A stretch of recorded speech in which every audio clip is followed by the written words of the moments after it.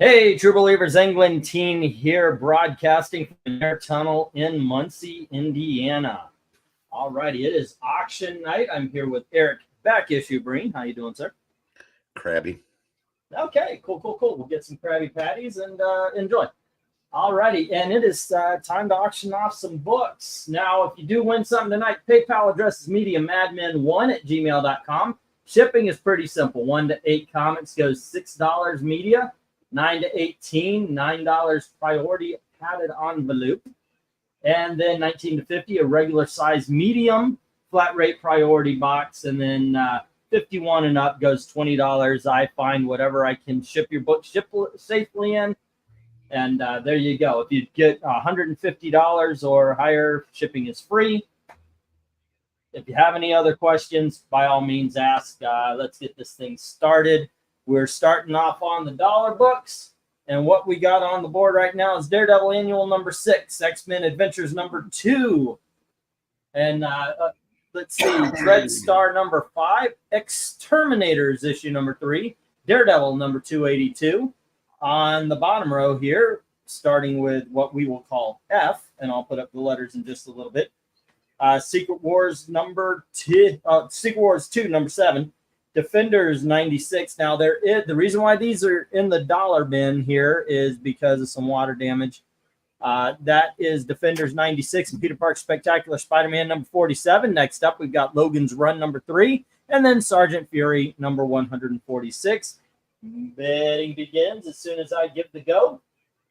All right. And for those of you who want the reference, here are the letters, so you know what's what. I'll keep them up for a little bit. Alrighty. And here we go. You know, I haven't been able to do an unboxing in the last couple of weeks. I didn't get a collection, but I did get a handful of Big Dog and $5 books, which will show up later. Also, with the shipping, if you do decide to hold off for a bigger box, all we do is ask that you pay for the comics. If you have any questions, by all means ask. That includes if you want to see a book closer or maybe some interior art. I'm happy and willing to do that. Alrighty, and Brian comes right up with a Buck on Jay, the Sergeant Fury. Now I'm wondering, did I put those Sergeant Fury books in this section? I don't know. Maybe I should have. Dun, dun. Okay, Brian with J. Alrighty. So where would you go on this board there, Eric?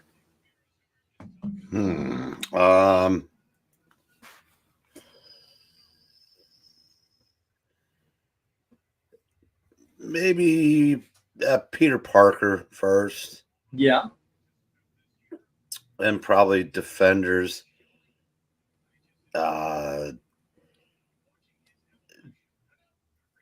Daredevil, maybe. I got kind of a soft spot for Secret Wars too, but I recognize it. Was one of the original cash grabs. Oh, most definitely, yeah. But at least it was fun. I agree with you on the Defenders, Ghost Rider. I mean, just the cover alone, that looks cool. But you know what? Logan's Run. I remember it being a lot of fun. I want to try something different. Boom, getting that. Dreadstar was always a good time. And yes, Daredevil, flat out. But you know what? Big fan of the X-Men Adventures, especially the first two seasons, which is really what I saw. And then I kind of dropped off on the cartoon. I should take advantage of the Disney Plus and check that out. Hello to Eric and Boyd. What's up? What's up? All righty. And we were having a nice little conversation about music, and I asked Eric if the 90s were painful to him because he likes good music, and to me that's when music kind of crashed. I never recovered, in all honesty. It was such a switch from the music I liked into music I didn't like that I never recovered. Like I never listened to the radio for new music after the 90s. I was done. Oh, I haven't listened to the radio for new music since the 70s. Okay, there you go. But, maybe it's just... but my tastes have always been outside of the mainstream too, though. Well, one thing I do like my parents did was, if you like what you know, if you say you like this, find out what they liked and find out what made them the rock stars or the musicians they were. So instead of going forward and looking at new bands, I went to like Willie Dixon and blues and such like that, things that people like Jim Morrison or even Robert Plant were saying were influences on them. So I always went back in time and such like that. Hello to AU, what's up? 90 cents. You know, it could just be that's your time. You know, I was a kid, I was a child in the 70s, so I listened to what my mom and dad did, right? So I got a lot of Woody, Arlo, Simon and Garfunkel, Bob Dylan, Mamas and Papas, Peter. My father, if it wasn't for the Vietnam War, would have been a hippie. I know damn near every Peter, Paul, and Mary song because that's what my mom and dad listened to. And then, of course, I learned the Monkees from the TV show. Every day I'd come home after school, it would be the Monkees, Batman, and Addams Family. And then there was like one other, but it kept changing as far as like TV shows. So that kind of just sent me right into the 80s.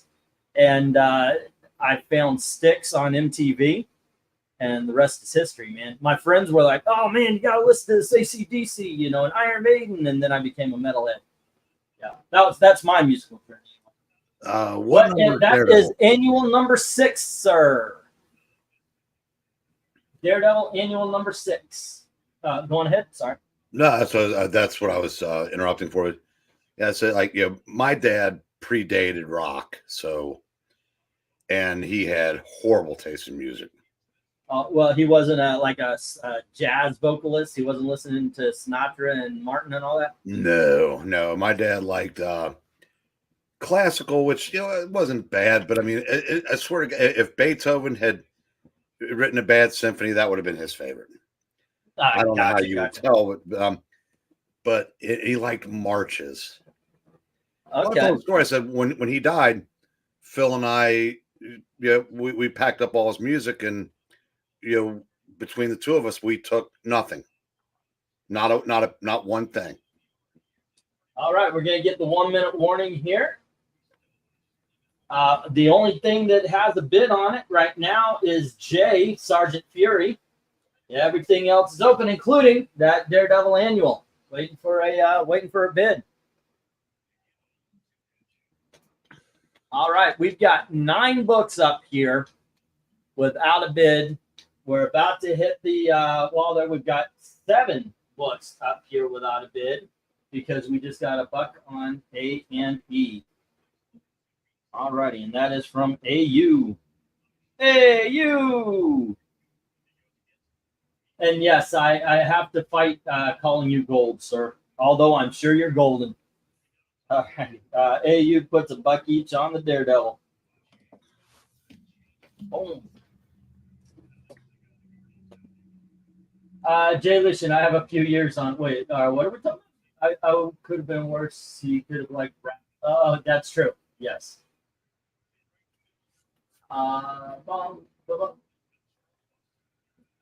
Brian Stam, born in the late 70s, early 80s. Yeah, I was born in 1970, July 29th to be exact. And so I've always kind of dug the fact that it's an extra 10 years every 0. You know, it was easy to keep track. God, what happened, Eric? Yesterday I was 20. I don't know where the 30 years went. Hey, Phil Ailing, how you doing, man? How you doing? Hey, Christopher Hobbs, it works like this. Say you see a book. Say you're like, okay, I'll show you this because you probably weren't here for it. But we go by the letters, okay? So say you're interested in the Logan's Run. You say $1. I. Just like that, or you can put like 1 on I. There you go. I tally everything up, keep track of the books that you do win, because I I try my best, but I am only human. And at the end of the night, we tally up. I give totals. But if you need to leave early, because we do run for a few hours, just say, hey, I'm ready to go, and I'll give you the total with shipping. On the scroll right here, PayPal address being MediaMadmen1@gmail.com. Shipping is 1 to 8 comics for $6 going media if you want to do it that way. 9 to 18 books goes $9 priority, padded envelope. It's flat rate kind of thing. And it is less than the post office. 19 to 50 go regular size, medium size priority flat rate box for $16. And then 51 and up is $20. And I find something to ship your book safely in and get them to you that way. But there you go. Any other questions, by all means, as we go, just ask. All righty. And Chris says a buck on F. All right. Cool. If you want to know stuff, anybody you see with a wrench has been here for a long time and has bought from me a lot. That's when I give you a wrench. That way we know nobody could give a fake bid in your name. So if you have any questions, ask them too. They'll tell you I try my best, but sometimes I do screw up. But there you go. That's the way to win customers. But there you go. Okay, we got a buck on F, the Secret Wars 2, number 7. Occasionally I have to remind myself I'm not in my teens. My body reminds me of that, man. I'll tell you what. All righty, it is 8:14 since the last one. It's 8:16 now, so I'm going to draw in this stop, which basically, if you do want anything that doesn't have a bid on it, I'll give it to you anyway. Or we do have, how many do we have left? We have 1, 2, 3, 4, 5, 6. Let's say if you guys want to take the last 6 books, I'll give it to you for 5. I'll drop a book. If anybody wants to take up on that offer, just say. All righty, glad to hope everything was in proper order there, Dark Admiral. Let me get these down. All right.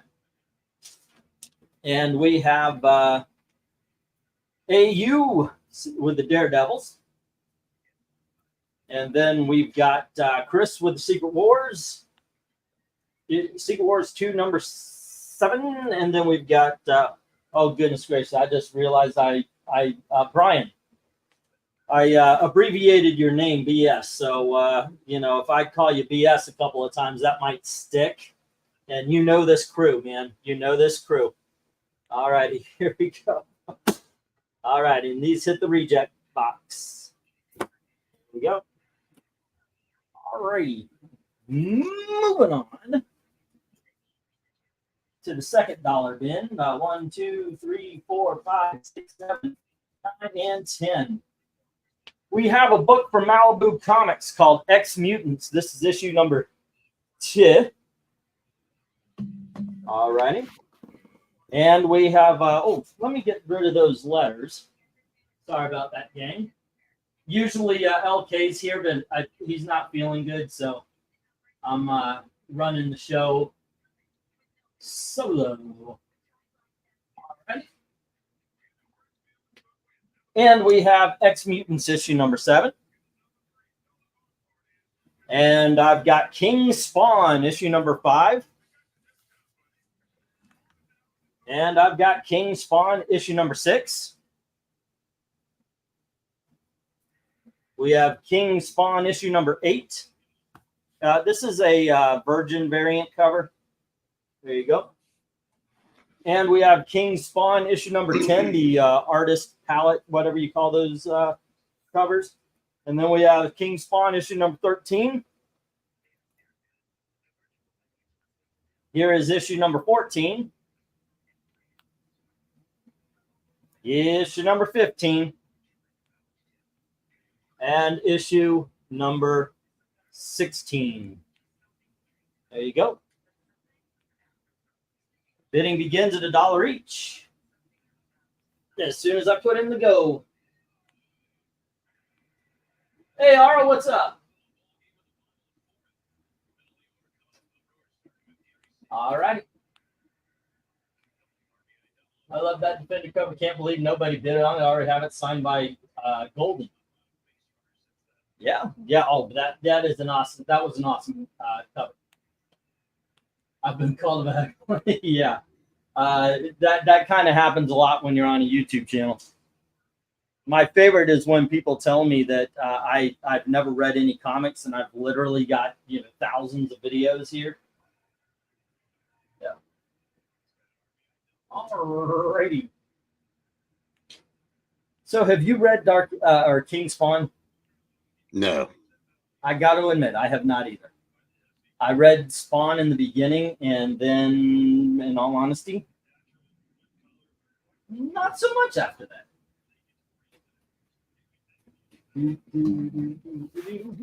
Okay. We got a page for Christopher Hobbs now, and that had Secret Wars 2 on it.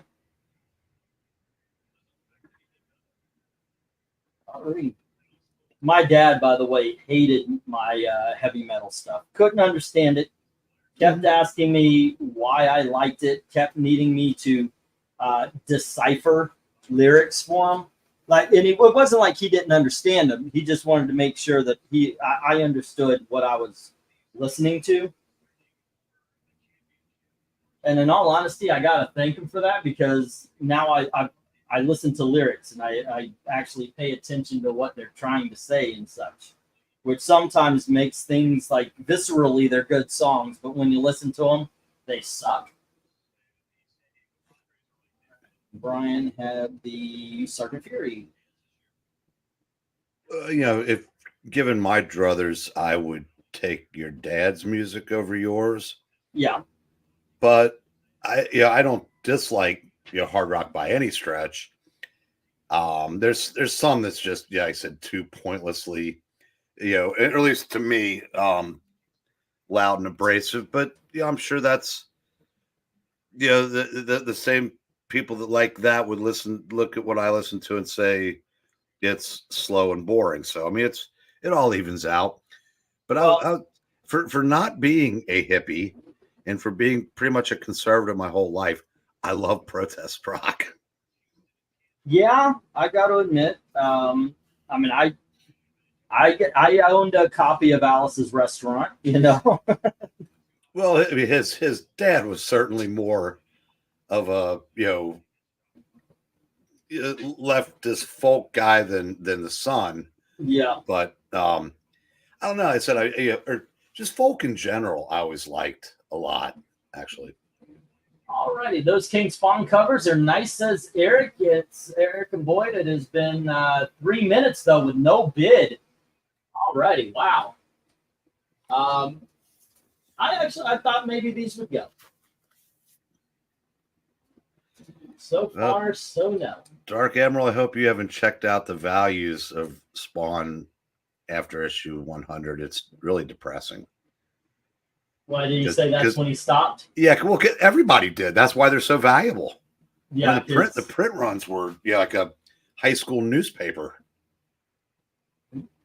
Heavy Metal Magazine was my favorite comic book back in the day. Went to heck when Eastman took it over. Yeah, I think Heavy Metal's woke now too. No gunslinger there, Jim. Just the king. Let's see. 1, 2, 3. You know what? There's 10 books on the board. If you get all the King Spawn, I'll throw in the X Mutants. But it's got to be $1 each for the board. Well, I guess KRENIZ just picked up a couple for you. I was gonna say if I bid on the X Mutants, will you throw in the Spawns? Yeah, you know what? Though, I'm going to put in the stop, and there you go. KRENIZ took me up on it, so just get those early Paul Pelletier art. All right, and his style hasn't changed a bit in 30 years. And fortunately I've liked it for all 30 years. All righty. I won't do that for everything, but yeah, I'm in a good mood today. That being said, let's see if this goes bad and I win that collection of comics at the same time that I just bid on. Well, I'm just going to give you fair warning. What's that? If you go south, I'll bite your head off. Okay, there you go. No more. I've already said I'm cranky. The day I broke, the last time I broke down, I listened to it and I was such a whiny little bitch that I will not do that anymore. You know what? That was so embarrassing to me. 3, 4, 5, 6, 7, 8, 9, 10. I sounded like motherfucking millennial or Gen Z. I can't do that. I can't have that. My reputation. No, I can't do that. All right. Next up, we have from the new 52, Green Team number 1. And we have Dial H for number 1. Not the Byron Michael Bendis, by the way. All righty.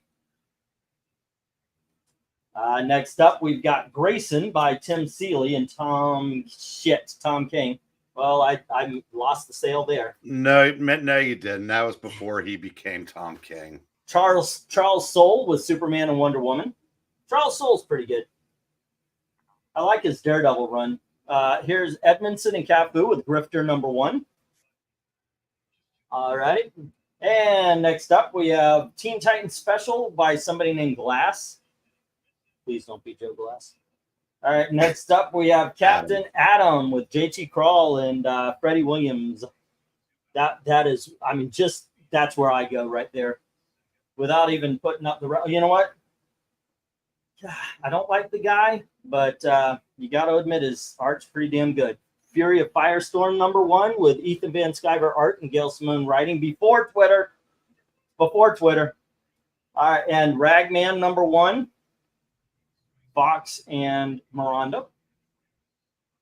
And finally, we've got Batman Bane with Peter J. Tomasi. Now we're talking, and Scott Eaton. Okay, there we go, gang. Bidding begins at $1 each. Let me drop the go down first. Let's see. Oh, shit. Taki mushrooms. All right. Rhaegar, anybody paying attention? Say again? What do you mean? Said, who would have guessed that the real threat to mankind would have been the woke mind virus? I know, right? Unfortunately, there weren't enough of us paying attention. Speaking of, we were at the store today, and there was this. Somebody posted a thing from one of the Trump rallies where an Antifa guy was walking up the stairs, with a picture of Trump as Hitler. Yeah. And this black dude just beats the brakes off of this guy. A black guy beats the white guy saying Trump is Hitler, which makes me wonder if it. I mean, I'm cynical enough at this point to think that I don't think they're above stage in some. But either way, we were talking about that, and this girl that was in the store put down what she was going to buy and stormed out. That's awesome. She either got bad news or she's or she didn't like me criticizing Antifa. Because we weren't even criticizing Democrats. It was just, I said, I was showing that particular video. I got a chuckle out of it.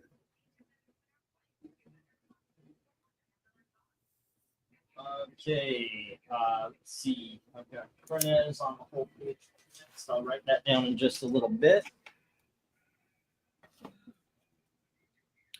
Yeah, Dark Emerald, I just appreciated the entertainment value that I got out of it and hope it was legit, but you don't know anymore. I mean,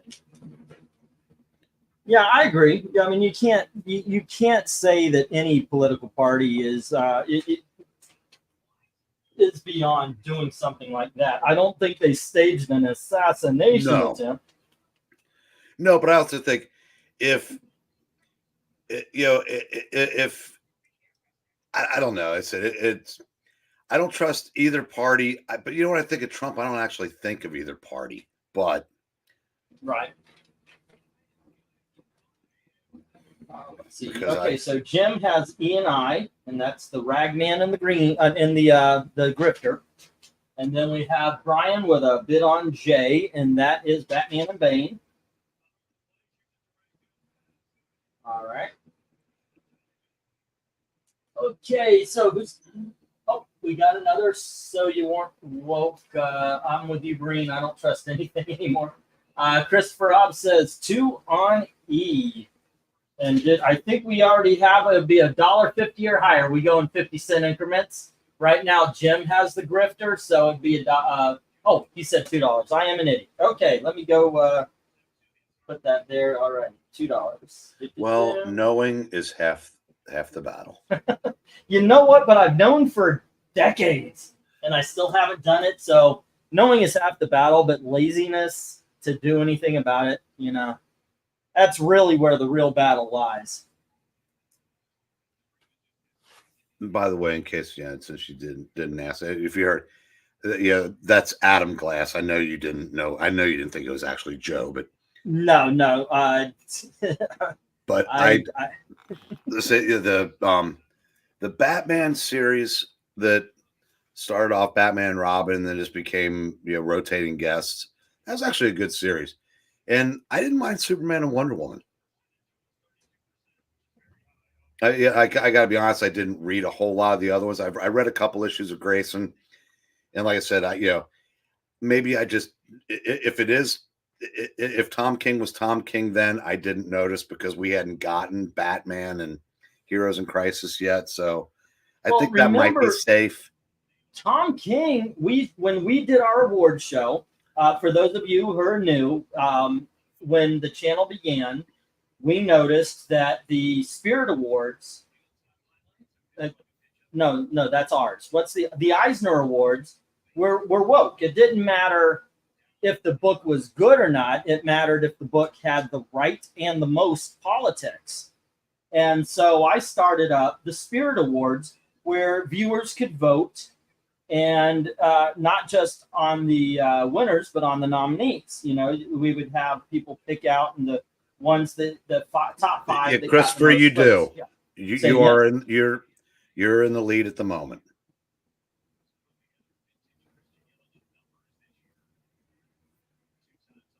Oh, yes, you do, Chris. Yes, you do. Sorry for the confusion. But when Tom King came out with his Mr. Miracle, he was like king shit. I mean, everybody was going off on how great Mr. Miracle was. Until we realized it was a 12-issue suicide note. Yeah, it was. I've never read it, by the way. I read the first issue, and I was like, oh, here we go. All right, I get it. Yeah, everybody started realizing that basically it's him trying to work out his demons through Mr. Miracle. But it was something because the first 6 issues, I decided we were going to do it every 6 months because people tend to forget January and December. And so the first 6 issues, Tom King was king shit. I mean, everybody loved him. And come the last 6 issues, everybody hated him. And that's when things started turning for Tom King in the way that at least this crowd reacted to him. But before that, Tom King was all right. Or at least people couldn't see his tropes at that point. Good eye, Breen. I was just about to point out he had a question. Well, thank you. I appreciate that. Because a lot of times during this, I'm writing stuff down and my head is not aimed at the comment section. Hello to Evil Black Cat. How you doing? Hello, sir? And did I just hear someone say Breen has good eyesight? Yes, he had a good eye. Yes, just one. Well, I have corrective lenses. There you go. I don't have shit for eyesight without them. Seriously, on this lot, I'm going Captain Atom. I'm going Firestorm. I'm going Grayson. And for as much as I did not want to like it because that doesn't look like Ragman, I did like the Ragman. Yeah, the Ragman was a good story considering his previous history was all retconned away. Well, no, it was fine. It was good. No, good like story. this is oh, the hold on. I need to turn reintroduction to down this fan. Ragman. It's louder than you guys.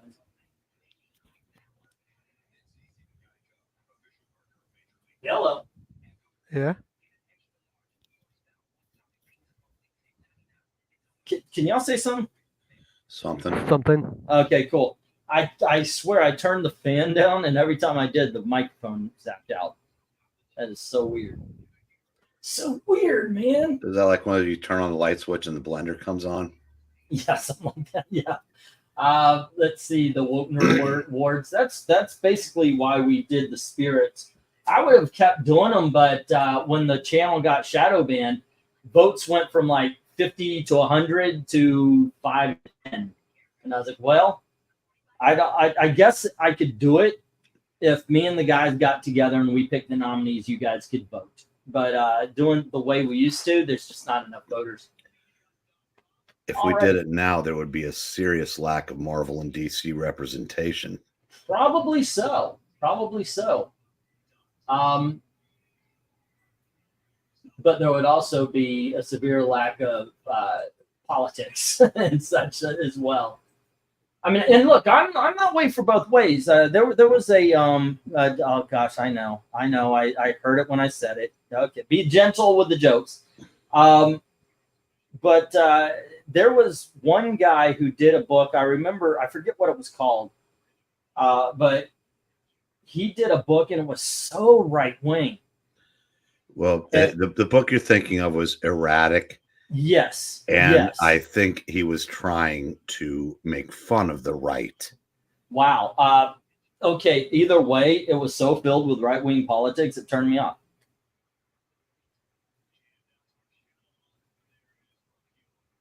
Even though, yes, you guys know I am conservative. Never hit it. Don't plan to. Don't use it to... I don't use it when I'm reading comic books. I just want a good story. If you throw in a message there and it's buried in the story, you can read it without having something slapped in your face. Okay, fine. But overall, just give me a good story. You know what I have noticed is that I've been reading hundreds of back issues lately from all eras. And there were some back in the days that we say, why can't comics be like they were? That were left-wing as hell. Secret Empire. Yeah, no, I'm saying not even that subtle. Okay. But it, it just, we didn't notice it at the time because I guess that's just what we were used to. And it was before, the social media and the politics became a blood sport and a team sport, and you couldn't fraternize with the enemy anymore. I mean, it's worse now. I mean, far and away, but there were, there were plenty of examples of, because I mean, the same thing I said. If you go back 40 years, if you saw white guys in a suit, there was about a 95% chance they were going to be connected to the bad guys.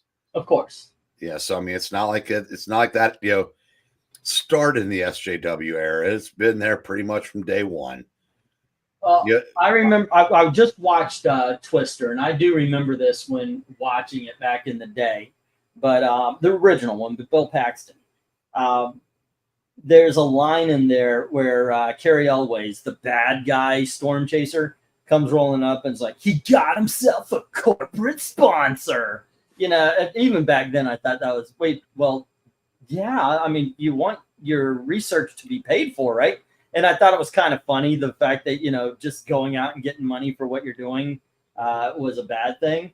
And I watched it again. I was like, yeah, that is still the cheesiest in line. But yes, business people definitely in the 90s, definitely in the 80s were seen as the bad guys. Remember when Iron Man stopped building weapons after his experience in Vietnam around issue 50s, maybe, says Droon. In Dark Emerald, there used to be nuisance artists 10 lean left, so I'm not surprised. Oh, by the way, Mike Miller, excuse me. He talked about how he put Jesus Saves in an X Factor book. He was on our channel, and I asked him about it because I thought it was a beautiful page, by the way. And I didn't think anything of it because you walk down a city street, you might find a church. I mean, heck, you find that in Indiana and in Orlando, But he said Marvel had a hard time with it. They thought he was throwing in religious messages, and maybe he was, but at least it was a message that was subtle because it was a background sign, and it didn't say it didn't have like Jew hate or whatever it was in the X-Men and such like that. Yeah. Alrighty, so only a couple of books have gotten bid so far. We got the 1 minute warning. I think I'm going to put up the stop and let's move on to the next one. I'll be back in a couple minutes. All right. Okay. And we never see him again. Okay. Let's see. A lot of books hitting the reject pile this time around. The Green Team, Dial H for Hero, Grayson, Superman, and Wonder Woman. Crash. And then on the bottom, the Teen Titans Special, the Captain Atom, the Firestorm. There you go. And Brian has the Batman, and Jim has the Ragman, and Chris has the Grifter. Alrighty. Go. Is it too soon to be nostalgic about the New 52, or has enough time passed? I'm sorry, say again? Is it too soon to be nostalgic about the New 52, or has enough time passed? 11 years? Yeah, that's enough time to be nostalgic for the 52. 13, sir. 13 years. See, well, there you go. If I thought it was okay at 11, I definitely think it's okay at 13. 1, 2, 3, 4, 5, 6, 7, 8, 9, and 10. And KRENIZ says he'll take the Superman and Wonder Woman. All right. I'll put them down for it. Let me get these books up. Next up, we have Batman and the Mad Monk by Matt Wagner. This is issue number 1. And I do believe this is kind of a recreation of an original detective story. And then we have another one, which is Batman and the Monster Men by Matt Wagner. I think there are sequels and prequels to one another. Okay. Here is Superboy starring the Legion of Superheroes. This is issue number 200.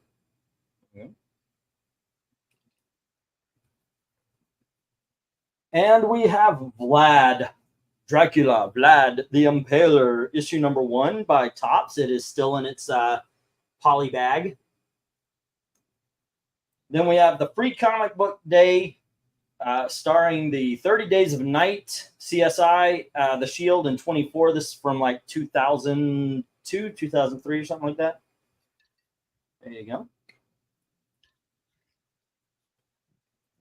And we have the Retroactive Flash by Carrie Bates, Bento Gallego, and Sal Buscema. And then we have Marvel Superheroes, 1992. And we have the most important book you're going to see tonight, NFL Super Pro Special Edition. And next up, we've got Dazzler number 5.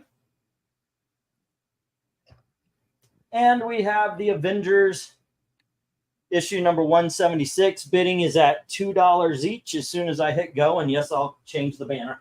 I just noticed I didn't change the banner. All righty. Christopher Hobbs wants to know his total.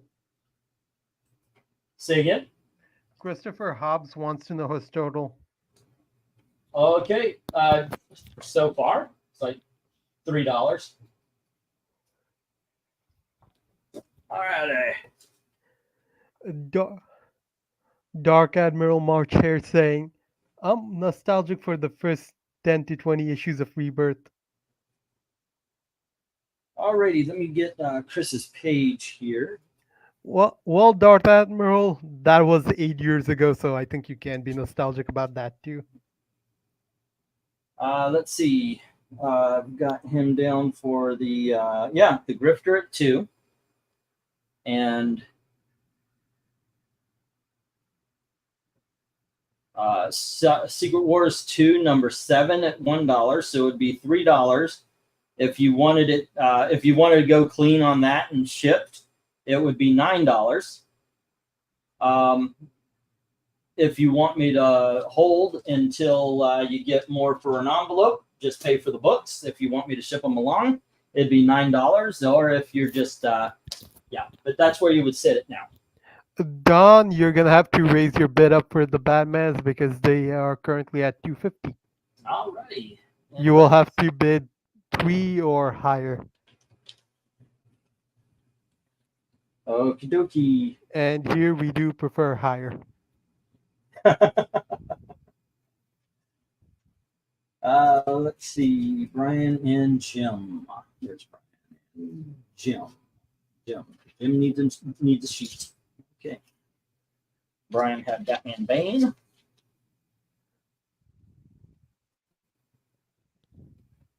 All right. We are cooking with gas. All right. Or just have gas. One of those. One of those. Okay. And Jim had Ragman #1.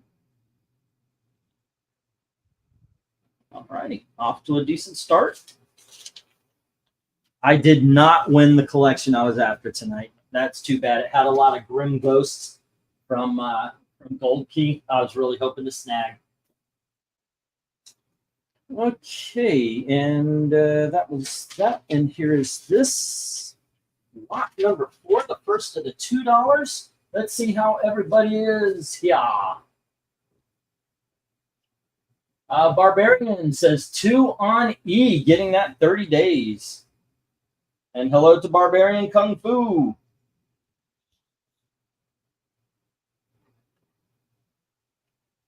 By the way, if I am, I think, don't you run your own auction there, Barbarian? What days do you normally do that?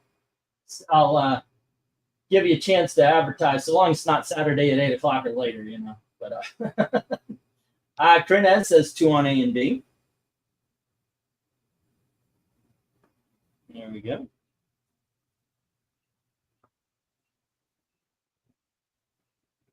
Let's see. Jim says 2 on I and J.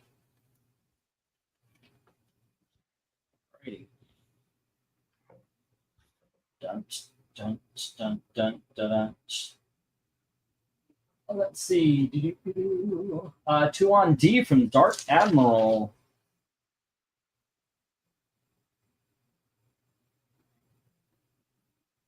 And let's see, A and B, 250 each, says Brian. No pushback. We're looking for a firefight. Haven't had one in 2 weeks. 2 weeks or 3 weeks. When do you remember the last one? I don't know. I haven't been here for. Oh, that's right. You've been dealing with school. George puts 250 on 30 days. All right. Yeah, I have this month to either find a internship or job or have to turn in a dissertation paper. So 3 on E from Barbarian, and Don says 3 on the B. Okie dokies. Okay. Let's see. Sorry, I got distracted. My total was what? Right now it's $3. If you want me to, if you were to go and you wanted me to ship it to you, based off of that, we could go media for $6, so it would be $9. If you want to hold the books for a bigger envelope or something, just pay for the comics. It's up to you. There you go. Easy peasy. But if you're just asking for what the total is, like just the books, it's only $3. All righty, and we got 350 on E from George. And we have our first fisticuffs of the night. I think you can just bid 4. Either way, it's yours, bud. So we have an official 4. I'll put you down for 4. Okay. And George folds on the 30 days. There you are. Oh no, EBC is here. Where's the old man? The black cat killed him. Finally. We know it was coming. It was a fair battle. I'm still kicking myself for not going harder on the after the Avengers Annual 10 when you had it. I got a copy, but not as cheap. Yeah, I understand how that is. Sometimes I hate when I sell a book. Even sometimes, like, oh, I should have kept that one for myself. You know. I don't know why. Maybe it's the cover and the fact that Rogue's not on it. I've never. I don't feel that attachment to the 10th one. I really wish I kept. I don't remember who bought it. but I really wish I kept the first appearance of the Scarecrow when I had that, even though it had the markings because it was owned by a guy in the military and he wrote like TD and the moon. It's still, I would love to have had that book. Alrighty, I sell on the Madhouse every Wednesday night at 9 p.m. and run an Instagram claim sale every Wednesday on my IG. There you go. If you guys want to check it out, there you go. Geeky saying, finally, what took them so long? All right, let me put up the 1 minute warning.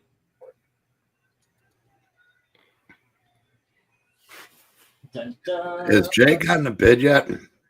Jay, yeah, Jay has a bid. You want to praise it anyway? Again? I know, right? This has been up before, but yeah, finally it's got a home with Jim. We did just get the 1 minute warning, and this is what I've got so far. Brian has Batman, Mad Monk, and Monster Men at $2.50 and $3, respectfully. Oh, no, wait, no. KRENIZ has Monster Men at $3. No Love for the Legion of Superheroes. Oh, wow. Dark Admiral has Dracula. And Brian has 30 Days at $4. No Love for Flash, Marvel Superheroes, or NFL Super Pro. Really? Really, guys? You going to leave that one on the table? My goodness gracious. Dazzler and Avengers is with Jim. No Love for NFL Super Pro, people? Okay, the one that's the retroactive Flash, those were fun. Mm-hmm. They were done in the early 2000s, and they brought back the creators, if they were still around, as evidenced by Carrie Bates doing the Flash story, because they did one for the 70s, 80s, and 90s, and they said a lot of fun. That's definitely $2 well spent. All righty, and I am correctly. Don says he's got B for $3. All righty. That is why I read these things off. Thank you very much for catching it there, Don. Let's see, DH or 3. Okay. Can you show the PayPal or how much? Yes, sir. Let me pop that up for you here. PayPal address is mediamadmin1@gmail.com. There you go.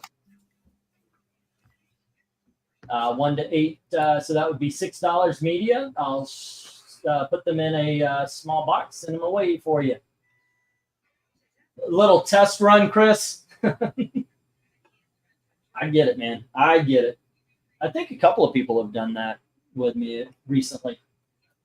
Let's see. That's a good issue of Legion of Superheroes. Absolutely. As a matter of fact, from 197 all the way up to 300, I'd say good issue. It's a cool looking cover, says Dark Admiral. And Brian says, I bid $350 on B. All righty. So now we've got Batman Monster Men with Brian at $350.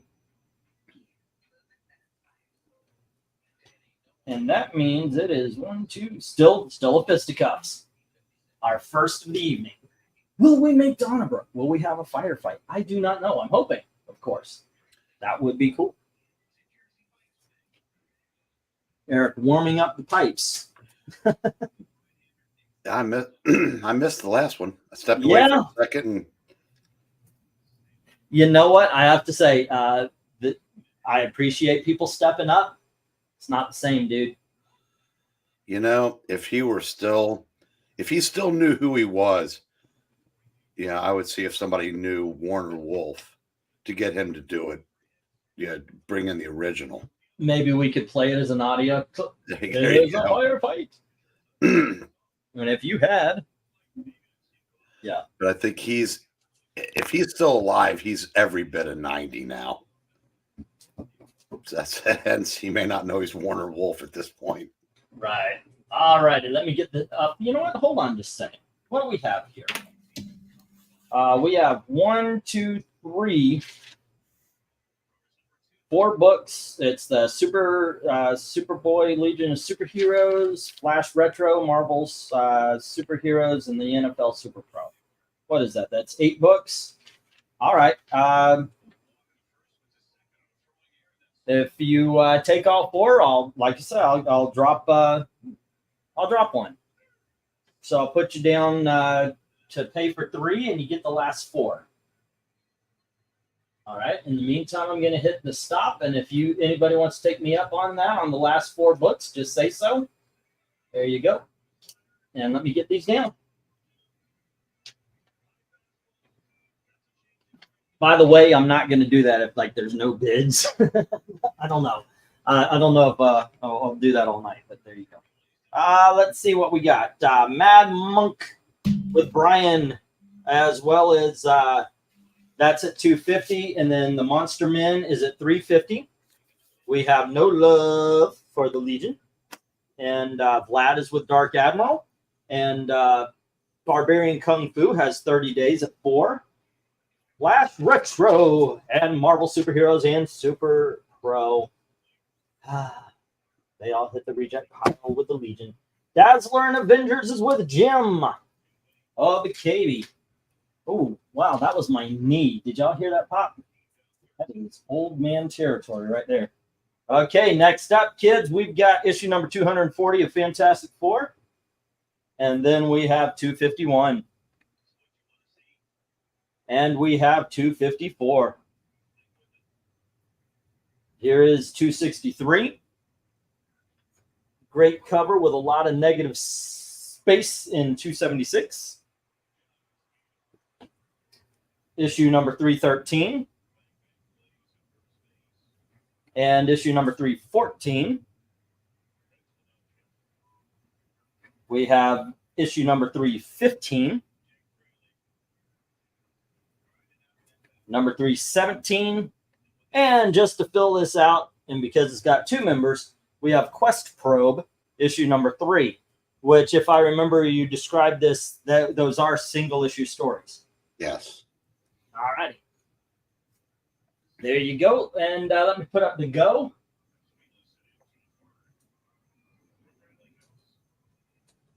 This is, why not, lot number 5.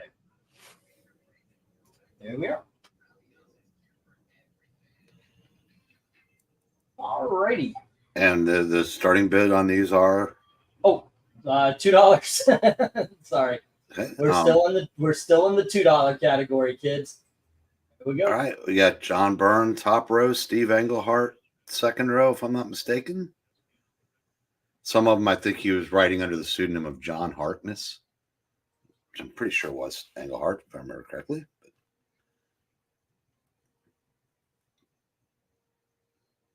Alrighty.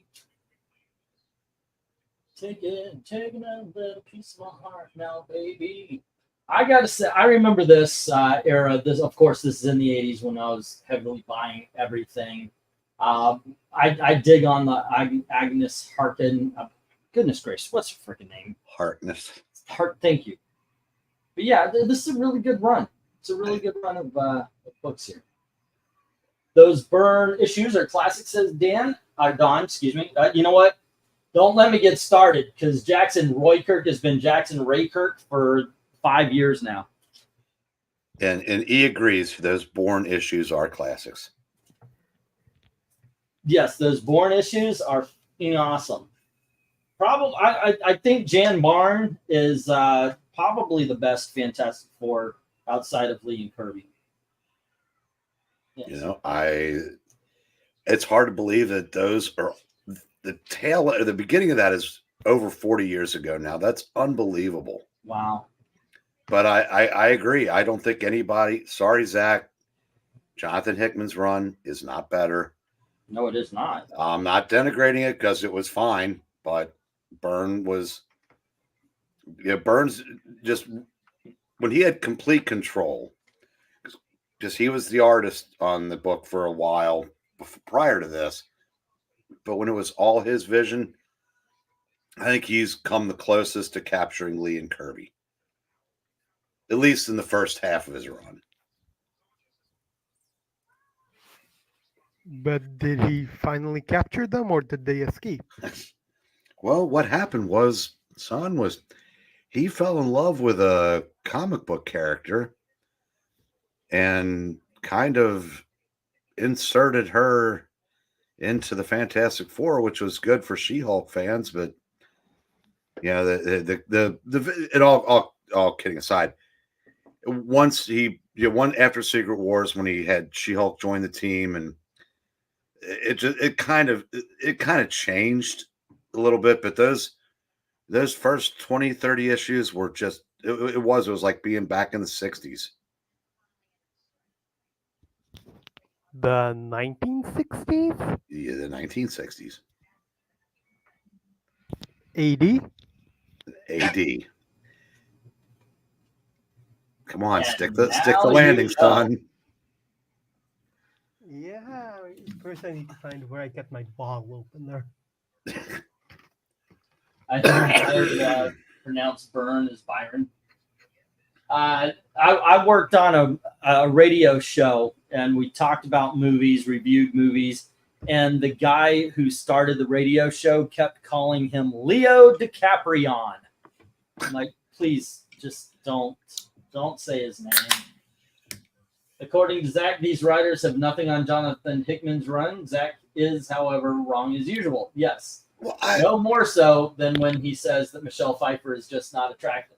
Well, in Zach's defense, not about Michelle Pfeiffer, because he's there's no defense for that. No. Or his opinions on people of color. Okay, you know what? Let's not joke about him when he's not here, because yes, that is a joke. He's not here to defend himself. Well, let me see. We took your suggestion under advisement, and no, we're going to make fun of him. Okay, so you're basically saying that you should always make fun of racists. Yes. By the way, he's not. It's just okay. I think new people here. Come on. You tend to a lot of people get attached to the stuff they like when they first start a hobby, and I think that Zach started in the Hickman days. Now, I mean, obviously, I may be old, but even I'm not old enough to have read the Lee Kirby stuff. Or I wasn't, because I think I was 8 when Kirby quit. But but it's easier at my age to go back. Thanks, Dark Admiral. I'll keep hold of them. Sorry, I got to interrupt because he's taking off. I'll keep hold of the books, and whenever you're ready, we'll put them into the next one. All right, thank you. Have a good one. Enjoy. For me to go back to Lee Kirby, that was only going back a decade. By the time Zach did, it's like going back 40 years. Yeah, but I don't think. Hold on just a second. One second, kids. I'm about to hit the stop, and I've got 2 books taken here. That leaves 8. So let's see. I'm gonna give you that Quest Probe and 1 other. So let's take off 2 of them. What's that? 1, 2, 3, 4, 5, 6. So you can get 8 for, you know what? Screw it. 8 for 10. You take the rest of the board, it's 8 for 10.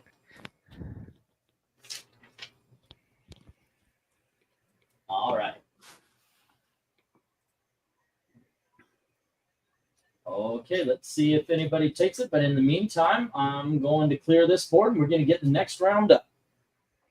Yeah, Green, I don't think Zach started with Hickman stuff. I think he and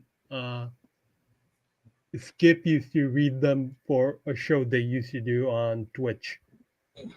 Well, I know that, but I thought Zach had started. I thought Zach was already reading, for a few years before that. Maybe shit. Okay, now let's see. 314 and 315. Go to Jim. Alrighty. And the rest hit the reject box. Sweet. There we go. Unless somebody rescues them. There we go. Alrighty.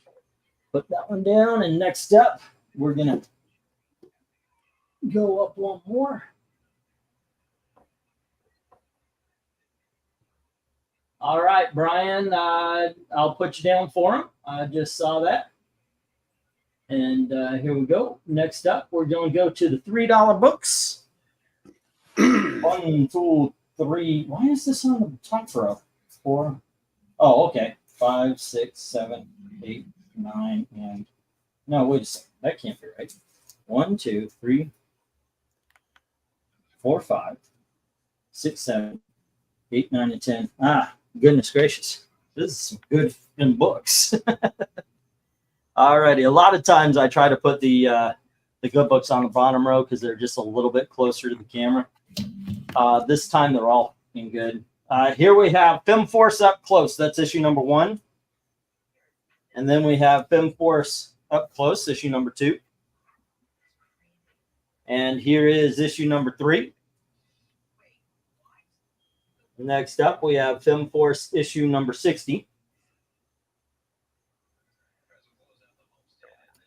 And here is Joker issue number 6. Now, this should be higher, but there is some, it feels like water damage right here. It's kind of wavy. So it is in the $3 pile instead. Next up, we've got Adventure Comics issue 448 starring Aquaman. And we have issue number 449. We're going to skip an issue here. Here's Adventure Comics issue number 451. And then we have DC Superstars issue number 7. And finally, Aquaman issue number 59. Bidding begins at $3 each. As soon as I hit that go button, not really, but I have to write it down. Okay. Goal. For 5, 6. Alrighty. Cool. So, what do you think? Well, I remember buying that Joker book. Yeah. Off the rack. Oh, okay. Because I was intrigued by the Sherlock Holmes being on the cover. Yeah. And that Joker series was kind of fun. They had a rule that the bad guys couldn't win, so he basically had to lose in every issue, and he wasn't the homicidal maniac that O'Neill had turned him back into. But it was fun. The Aquamans is very early David Michelini writing with Jim Aparo art. So I would definitely recommend the Adventure Comics. The Superstars, that has reprints of I want to say maybe some of the Skeets work from the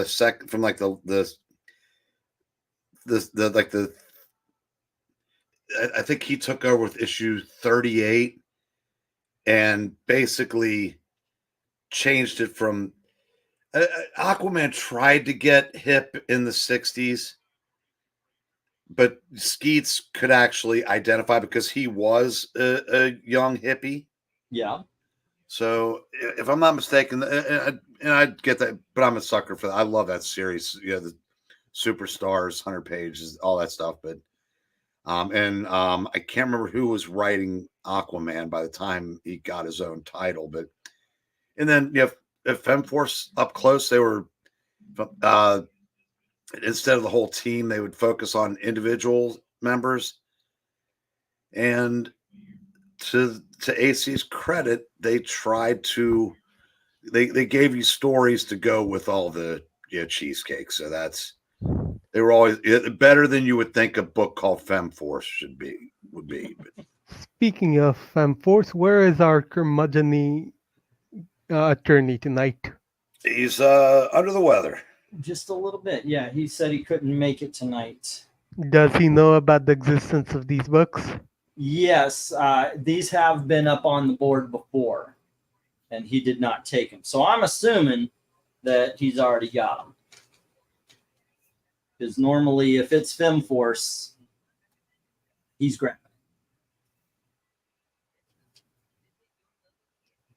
Brady. So what would you recommend then? Like, you're looking at these, what would you say, hey, get that? Are you asking me or Kat? Both. Would you go for the Aquaman or the FemForce, or is it just a one book with the Joker? Or no, I'd take the more? There's nothing on this in this slot that I wouldn't take, and there's nothing in the slot that I don't have. All right. I'd go with the Joker. The Joker? Yeah. All righty. Let's see. 263. There was 276. You know, I think I would too. A couple of reasons. They're harder to find. I mean, I still need 3 or 4 of the Jokers.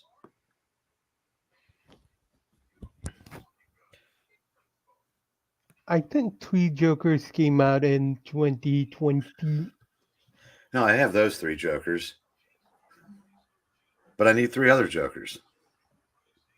6 Jokers? All right. It might take a while for all of that to get published. Can you clarify? Brian's reminding you that he got the books and he was wondering if there were 8 of them, the rest of the Fantastic Four books.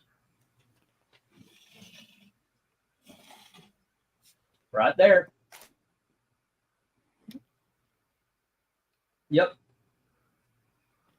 And I gave you the deal. I realize I just gave you a really great deal too. If I was going to wait a second, that's 16. I dropped him $6. Holy crap! But there you go. Great deal, man. All right. Dark Admiral had what was that book that she got? It was, what was this book? Come on, man. Vlad. All right.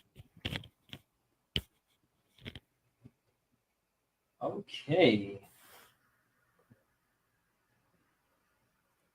And let me get the 1 minute. I've been writing stuff down, so I haven't written down anything that won from this one. So let me take a look really quick. Did anybody go for anything? Yes, Jim went for F, G, and H.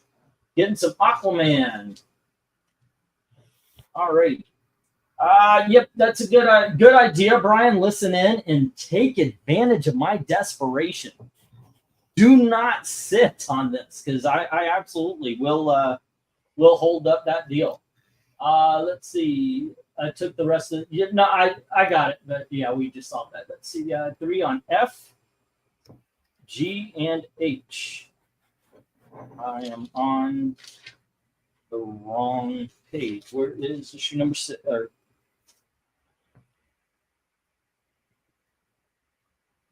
4, 5, 7.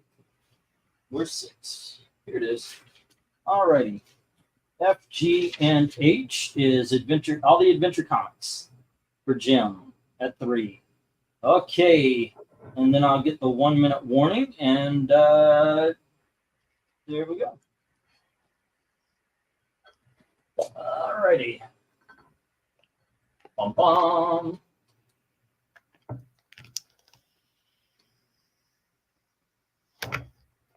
Okay, basically what you just heard also was me realizing, holy crap, I got to pay more attention to my math. So I don't know if the deals will get that good, but we'll still have some good deals tonight as well. England did, okay, those Film Force comics are worth more. Great prices here. These are fun comics, says Eric and Boyd. I can't tag E. I'm married, dude, but thank you for the offer. I appreciate that. That being said, I'm no longer a worker underneath the bridge. I'm in management. I've been trying to say this for years, but you know, I can hook you up. I can hook you up. So there you go. All right. That's my other business. Don't like to mix worlds. Okay, and with that, we got the 1 minute warning, and Jim with the Aquaman is it. Let's see. What are we looking at here?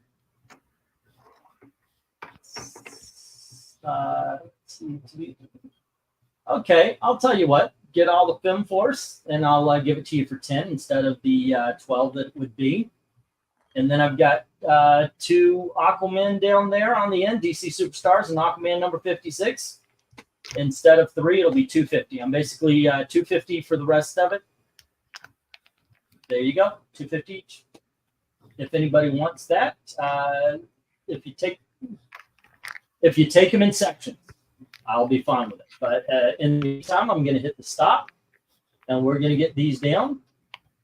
All righty, and move on to the second $3 lot. All righty, here we go.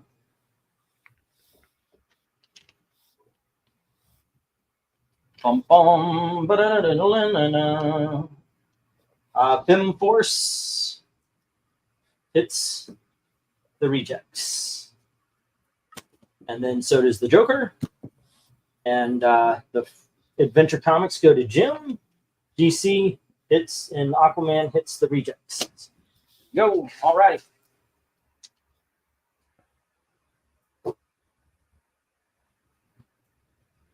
Next up, we have Queen of the Damned, issue number 1 from Innovation Comics. Long time ago. Next up, Topps, Ray Bradbury, Tales of Terror, issue number 1.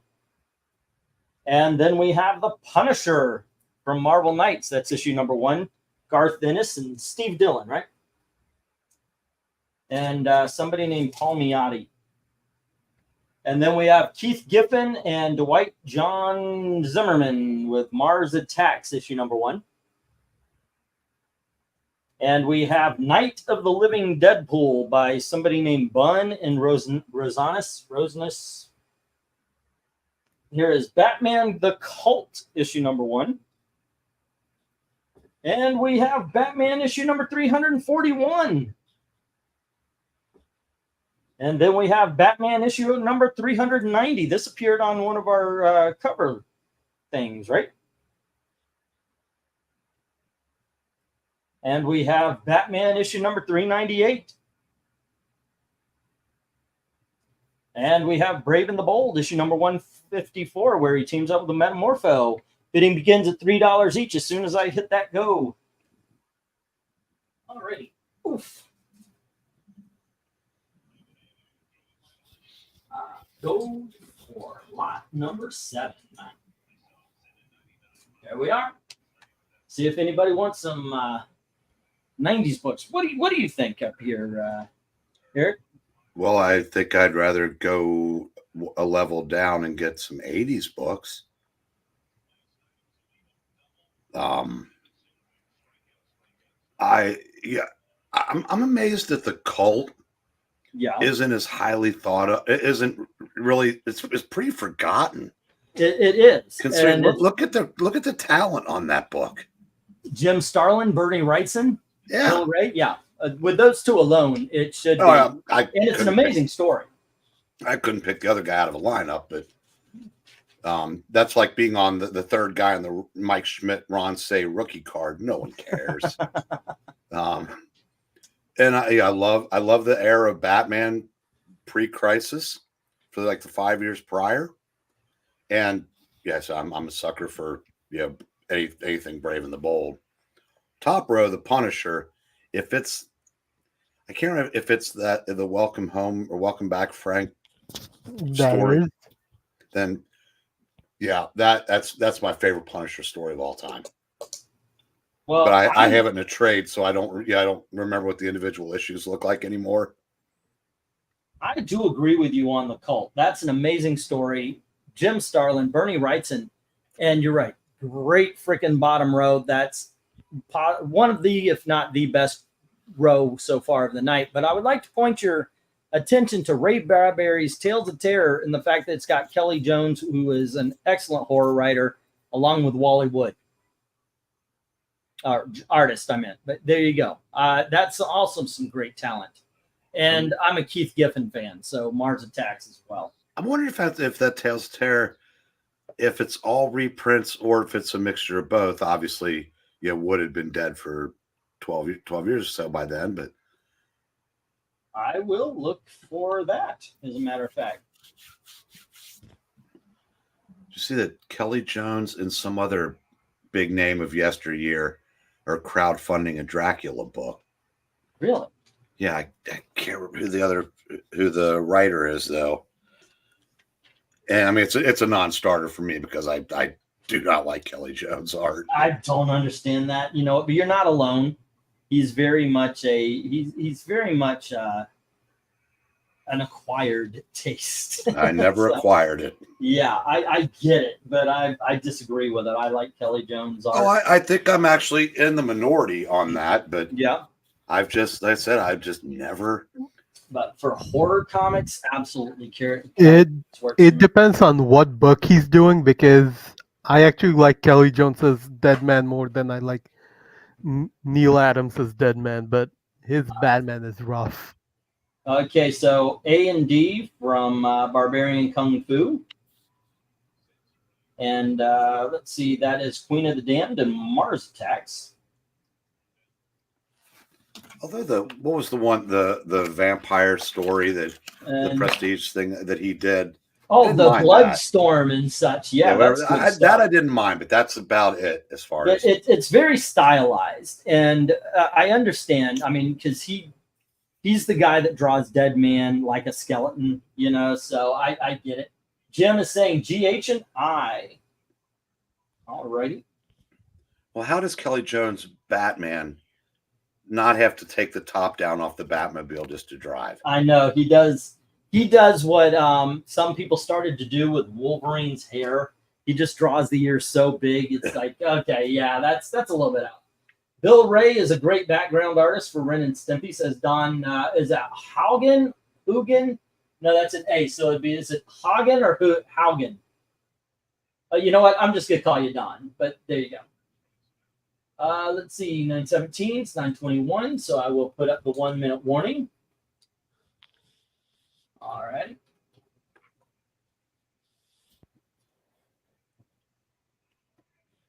There you go. How good. No love, by the way, for the Cult, which we just talked about, or the Brave and the Bold. It's Brave and the Bold. The Cult's kids. On the board. All right, Cult is on the board. Good choice there, Brian.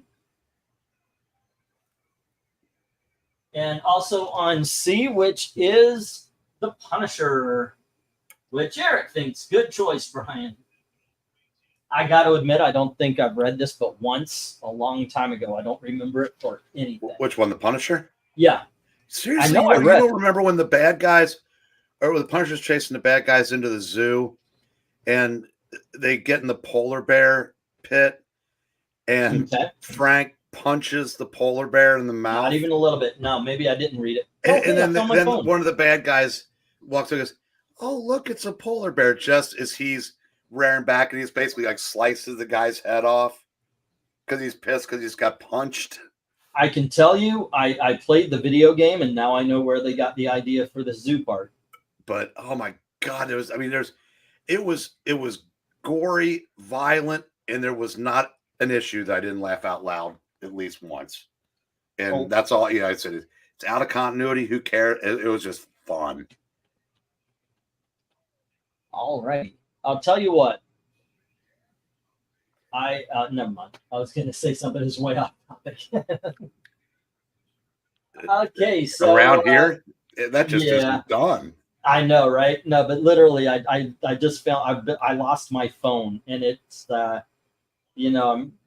haven't built my desk and chair yet, so I'm still on the blanket. It was under the blanket thing here on this I'm sitting on, and it's funny because I'm still getting offers from a barbecue place in Orlando, and to tell you the truth, I'm so tempted to fly down to Orlando to get some decent barbecue. Northerners just don't know how to make some barbecue. Oh, pipe. No, Eric is ruining the Punisher issue for me. No more spoilers, or he'll back up the bid. Here we go. Here we go. Oh, okay, and stop. All right. Actually, I'm not even sure that's in issue 1 because it is a 12-part story. But like I said, I love that story. Okay, so here's what we got: Barbarian Kung Fu with the Queen of the Damned, and Ray Bradbury. It's the the world just spun around for me there. Then we have Punisher going to Brian, and Barbarian Kung Fu with the Mars Attacks. No love for Night of Deadpool, but he's got the movie, so every book is $1 million now. Colt is going to Brian, and then Jim has G, H, and I. And Brave and the Bold hits the bottom. All righty then. We are moving right along. What time is it? 9:25. Should we go old school or should I do the $5? What do you think? Do the $5. Get yeah, and then you're talking about that with that are the big dogs? Yeah. Do a 5 and then hit the big dogs. Do 1 5 and then hit the big dogs. Then we'll hit. Okay.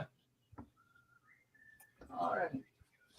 Oh, George said he'll take the Night of Living Deadpool. Alrighty. Put you down there, George. Where is it? Where is it? Where to go? Where to go? Cryptodukes. Alrighty. Here we go. Brian with Which way did he go, George? I was doing Cowardly Lion from Wizard, but yeah. Okay, and we've got George. Were you doing him consensually? GK, right? Say again? Were you making a joke that I was actually doing? 2, Yeah.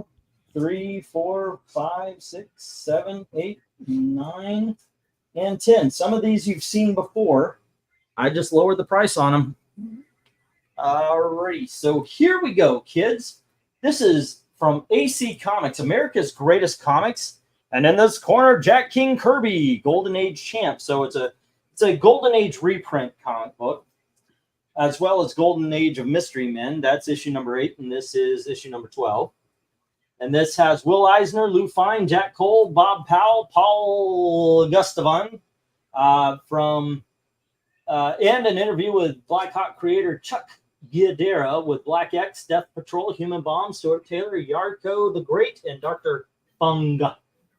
All right, next up, we've got Star Trek V, The Undiscovered Country. Yes, I know, you're jealous, but you don't have to be. This book can be yours now. All righty. Here is that King Kong. I couldn't sell at 7, so I'm trying at 5. Okay, and then we've got Boy Commandos, issue number 1. These will go back to the booth. This is what I've been selling them for at the booth. So, all righty. Next up is Weird Mystery, issue number 22. Weird Mystery Tales. Excuse me for that. Now we have the House of Mystery. This is issue number 262. And we have Superboy, issue number 142. It's a 12 center, but it does have its problems. So yes, I have it in the $5, even though it's a Super 8 cover. Pure genius. All right, next up is Magnus Robot Fighter, issue number, goodness gracious, what the number is this? Right. I've had this up here a couple times. I should know by now. Issue number 18. All right. And finally, we have Marvel 2-in-1, issue number 12, where the Thing teams up with Iron Man against Prester John. Oh, I don't know who that is. All right, so here we go. Bidding begins at $5 each as soon as I get that go.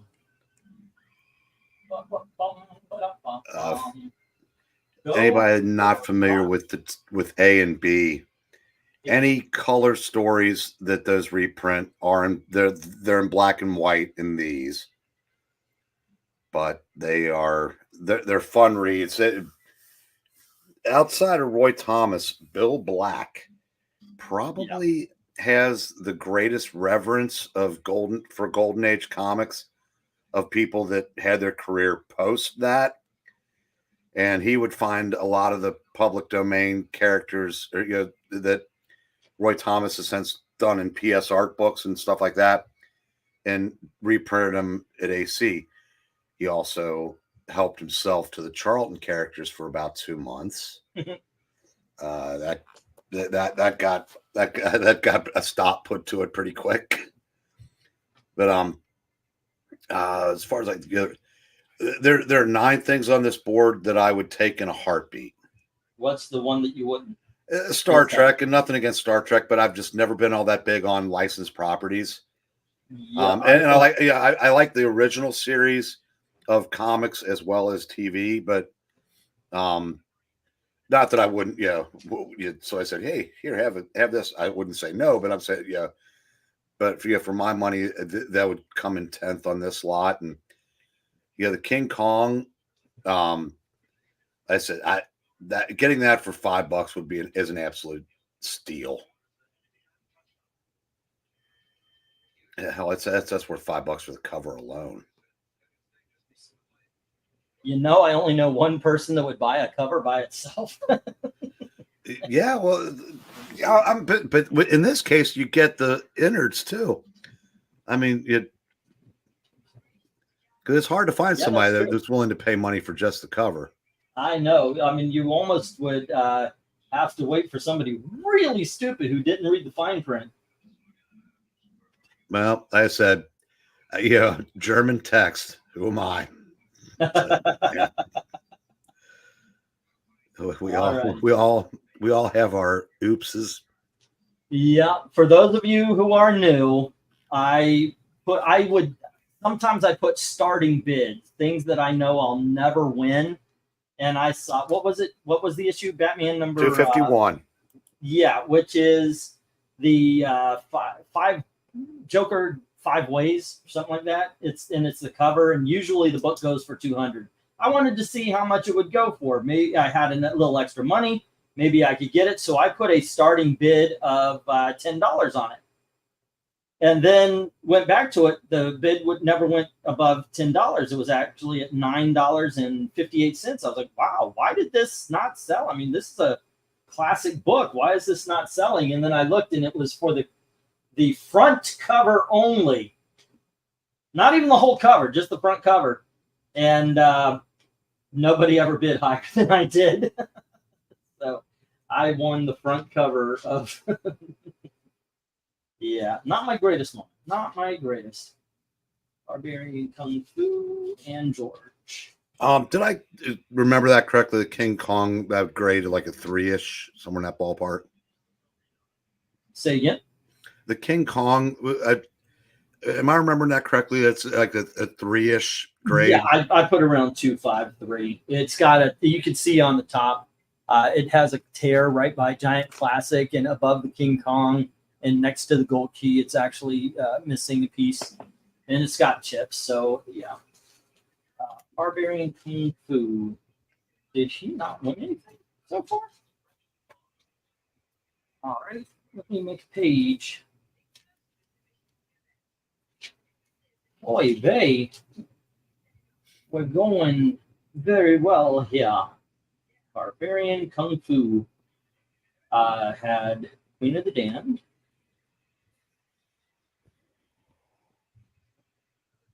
And that was 3.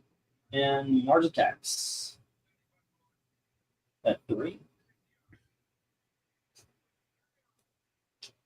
All right. Is that? Yes. And George. So George didn't win anything. George, did you win anything? Barbarian, did you win anything before this? Because I do not see your pages. And usually that means I didn't make one because you haven't won anything, but I want to make sure. GK was Night of Living Deadpool.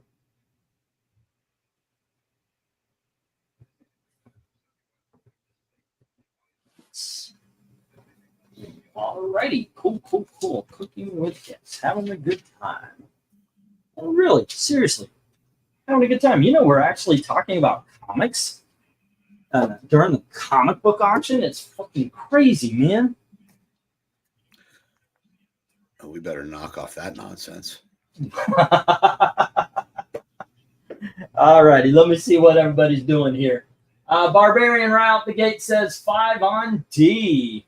And that is, what is that? That is King Kong. Alrighty. Let's see, 5 on H from Jim. The Superboy. Okey-dokies. What is Iron Man doing fighting Prester John of all folks, says Rhaegar. A and B are worth the prices here, says Eric and Boyd. 6 on D from Don. All right.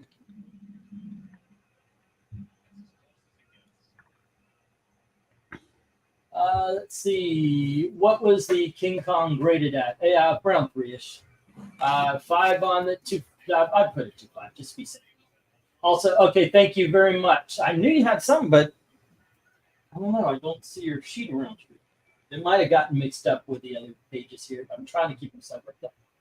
George says 5 on the House of Mystery. Good book, good call. GK $5. Let's see. Hey, One Slick, what's up? You know who Prester John is, right? Who is Prester John? Well, in the comics, I know he was the guy. I can't remember his historical significance, but he was the one that had the evil eye. That the Wyatt Wingfoot shot when the torch was running off it, and that's what split it into the 6 pieces that ended up being used in the Avengers Defenders War. Okay. But I doubt that's who Rhaegar is referring to. But I'm curious what he is referring to. Hey, Barbarian Kung Fu. Let me get the. It's been a couple of minutes. What's up? Yeah, game ended the wrong direction. So I watched a lot of the. Okay, now I'm going to turn it to sports ball. I watched a lot of preseason. Why? I'm very happy. Well, when I say I watch a lot of, I watch the NFL clips on YouTube. It basically shows the highlights of the games, and I'm very happy to see that my Florida teams are doing okay. That is okay. My Bucks won. So did the Dolphins. I heard we had a 3rd football team, but I don't believe you. Yeah, but preseason, yeah. So, like today, the Bengals didn't use any of their starters. Yeah, and got the shit kicked out of them. Yeah, well, I'm okay with watching the rookies. Well, it's I refer to it as like after the first drives, you're watching UPS drivers. Okay. But yeah, I'd still rather watch that than most stuff. But yeah, it's tough. Well, during the strikes, I was a scab football watcher. I just different. had a lot of fun with it. You know, I told you. I went to one of the 3 Bengals scab games. Yeah. Their backup quarterback, was Adrian Breen. No relation. But, and yet you still try to borrow money. Yeah, not from him. These guys weren't making shit. All right, let's see. Issue number on the Weird Mystery Tales. It is issue number 22. I'm got to run, but I'll send payment ASAP. We'll be checking my emails for the total shipped. Thanks, guys. Okay, right now I can tell you it's $10 if you want it shipped right away. That would be $6 media, so $16 total. All right. But have a good day and take care. Be safe. All righty. Let's see. Okay, so what do we got? Okay, if you let me see if I can't make another deal. I want to sell something. Gotta get that extra money. What would be a good deal, Eric? What do you think? We've got the America's Great. We got the Golden Age books up there. The Star Trek. I think we've got. Oh, that's the $3. I need the $5. Which one am I working on here? Weird Mystery Tales has not yet had a bid. Let's see. 1, 2, 3, 4, 5, 6, 7. Oh.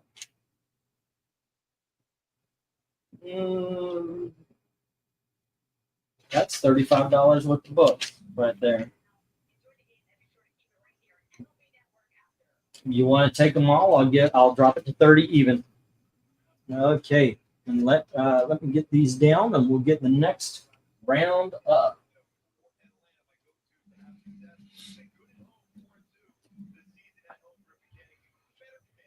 And what we do got here is America's Greatest Comics. and Golden Age Mystery Men. Into the rejects, as well as the Star Trek 5. King Kong is with Dawn at 6. No Love for the Boy Commandos. Weird Mystery Tales. Weird House of Mystery, however, is with George. Jim has the Superboy, and No Love for Magnus or Marvel 2-in-1. There we go. Bum, bum, ba-da-ba-da-ba-dum, bum, bum. And next up, we got some facsimiles for you. Here is Hulk 181. And then we have Hulk #1. Next up is X-Men #4. First appearance of Scarlet Witch and Quicksilver and the Brotherhood of Evil Mutants. Fantastic Four 52. The first appearance of Black Panther. Eternals #1 by Jack Kirby, not the movie. And we have She-Hulk #1, Savage, that is. And next up, we have Amazing Spider-Man 129, first appearance of Punisher. We have The Flash, issue #123, first multiverse. And then we've got first appearance of Kang, that's Avengers #8. And because no one wants or loves him, the first appearance of Wonder Man. There you go. Bidding begins at $5 each as soon as I hit the go. Alrighty. Boom. To eat, were you, or was it one of your streams when we talked about the Betty and Me beat off cover that just came out as a facsimile? Yeah. Do you remember what that's technically the first true facsimile? Really? Because they look at the prices on every one of these books. Like, we can't figure out their effing facsimiles. Yes. It takes you right. It kind of, it shouldn't, but it does kind of take you out of it. Okay, but Betty and Veronica actually has 12 cents on the price tag. Yeah, and it's got $3.99, very tight, because that's the first one actually respects the intelligence of the people buying it to know they're not getting it for 12 cents. Oh, that's going to be rough on eBay, man. You're going to have some people falling for that shit. It's true. I mean, I appreciate it, and I know where you're going with, but I could see a whole bunch of people trying to take advantage on eBay. No, like I said, it's on the back cover. Okay. But and they all should be. I mean, at least DC doesn't have the barcodes on there. Yeah. But yeah, it's just that I see the Wonder Man, some of the Marvels don't now, but yeah, it's just it kind of sucks because I said it's because the half of the fun of buying these are the covers. Yes. I mean, at least the 12-cent, the ones that they're old enough to be in the corner box, at least that's not very intrusive because the $3.99s are very small. But yeah, I said I said it's not to detract from getting these books. I just said that'd be my like speak to a manager thing. Said, come on, guys. Yeah, I get it. I think that's awesome, by the way, that they do that. I'm just being, I guess, a little, what do you call it, cynical. Because I've seen people try to pass facsimiles off as, or facsimiles, excuse me, off as regular. And this one, I could just see them having a field day with. Until the person gets the book and, you contacts eBay and charges them with fraud. Yep. And then they send back a different book and keep the facsimile. Yeah.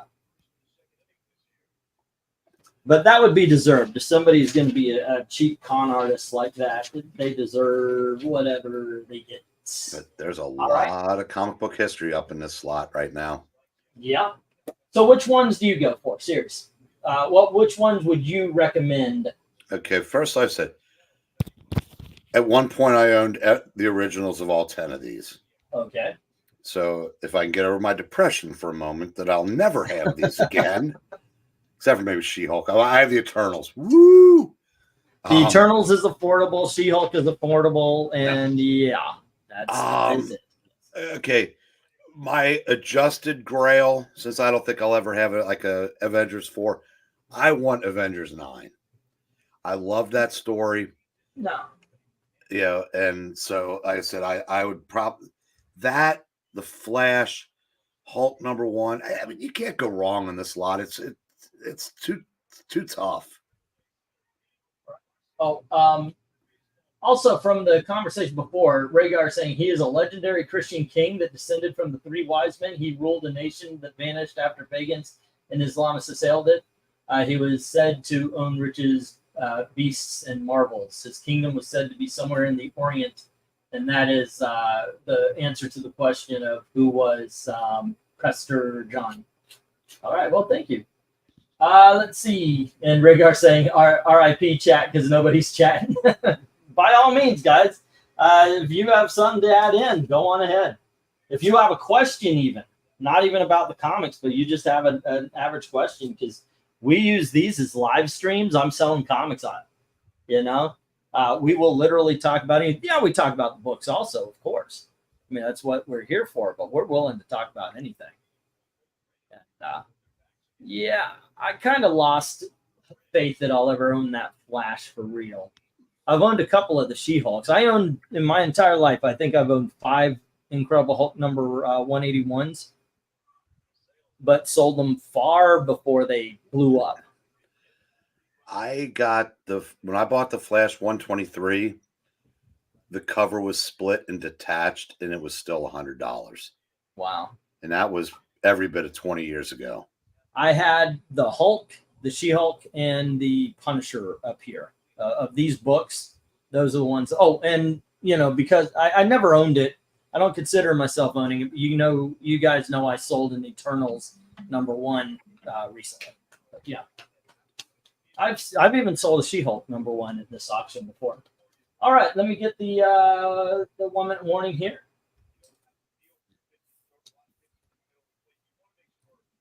These have been around for a while, and that's, by the way, is the what I've been doing whenever I've been doing the sales. I've had these for a little bit. So what can we do?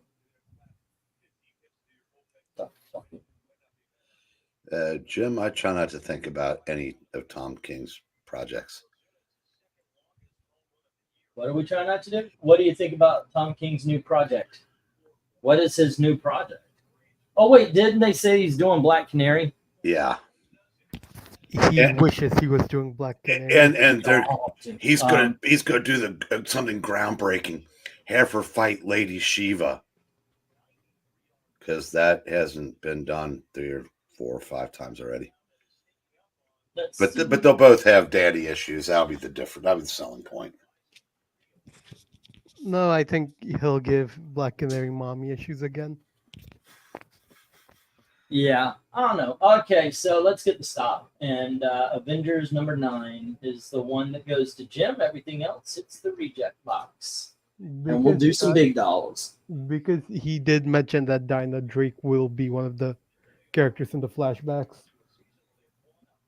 All righty. 10, 15, 20, 25, 30, 35, 40, 45. I'll drop it 10. If anybody wants the board here, 35. There we go. All right. 20% off.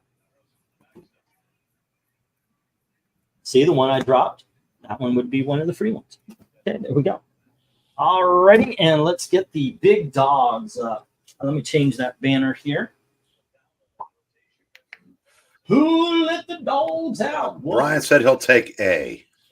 He'll take A. OBKB, what was A? A what? At this point, which one was A? She's God, I can't remember either. A. Brian, could you specify what A was again? Yeah. I don't. Wait, no, I got it right here. It's on the sheet. It was Incredible Hulk 181. No, that was B. No, B was Incredible Hulk number 1. 180. Okay, 181. I'm sorry, I missed the 18. All right. 1, 2, 3, 4, 5, 6, 7, 8, 9, and 10. Okay, kids, these are the big dogs. And we have the start of Jim Starlin's Cosmic Adventures with Captain Marvel, number 29. And then we have the first appearance of James Rhodes with Iron Man 118. Here is Volume 2 of Viz Graphics novel Neon Genesis Evangelion. And then we have Aquaman, issue number 19 from 1963. And we have a Hawkman, issue number 15 with go-go checks. Next up, we have the first appearance of Monica Rambeau, the second Captain Marvel. And we have Spider-Man and Batman, the Marvel DC crossover. Next up, we have Mr. Miracle, issue number 2, the first appearance of Granny Goodness. And we have Flash. Oh, that's issue number 2 from King Comics. And we have issue number 6. Bidding begins as soon as I put down that go. Alrighty. Birds suddenly appear. Go for lot number 10. Go for lot number 10. And okay, Rhaegar saying Neon Genesis Evangelion is one of the greatest animes of our time. That's good then. All right, we'll turn the tables. E, where do you go first? All righty. I'm going for the Flash Gordon. That's where my head's at these days. I just want something a little bit different. So I'm hitting the sci-fi. I'm hitting the weird ones first. After that, I gotta go nostalgia and the Amazing Spider-Man annual. I love this annual. It's a great story. I've done this, by the way. I did a video on this, the first appearance of Monica Rambeau. And then I'm hitting Mr. Miracle. Love the Jack Kirby run of Mr. Miracle. And probably after that, Batman and Spider-Man. Well, don't damage it because One Slick's got a bid on it. Okay. But there actually, bottom row first, but there's not a bad one. I mean, after that, I'm going to see what Jim Starlin has to say. One Slick would like a closer look at Aquaman. All right. There are plenty up here to really get excited about. But I think I would go with the Spider-Man annual because it's a hell of a first appearance. Yes, it is. It's really a great comic. One of my good favorite. art. I want to say Junior drew it and Senior inked it. Am I making that up, or I'm gonna have to look that up? Okay. All righty. Let's see what we got with this Aquaman. Have I done this before with this book? Do I have tape down here? Blank.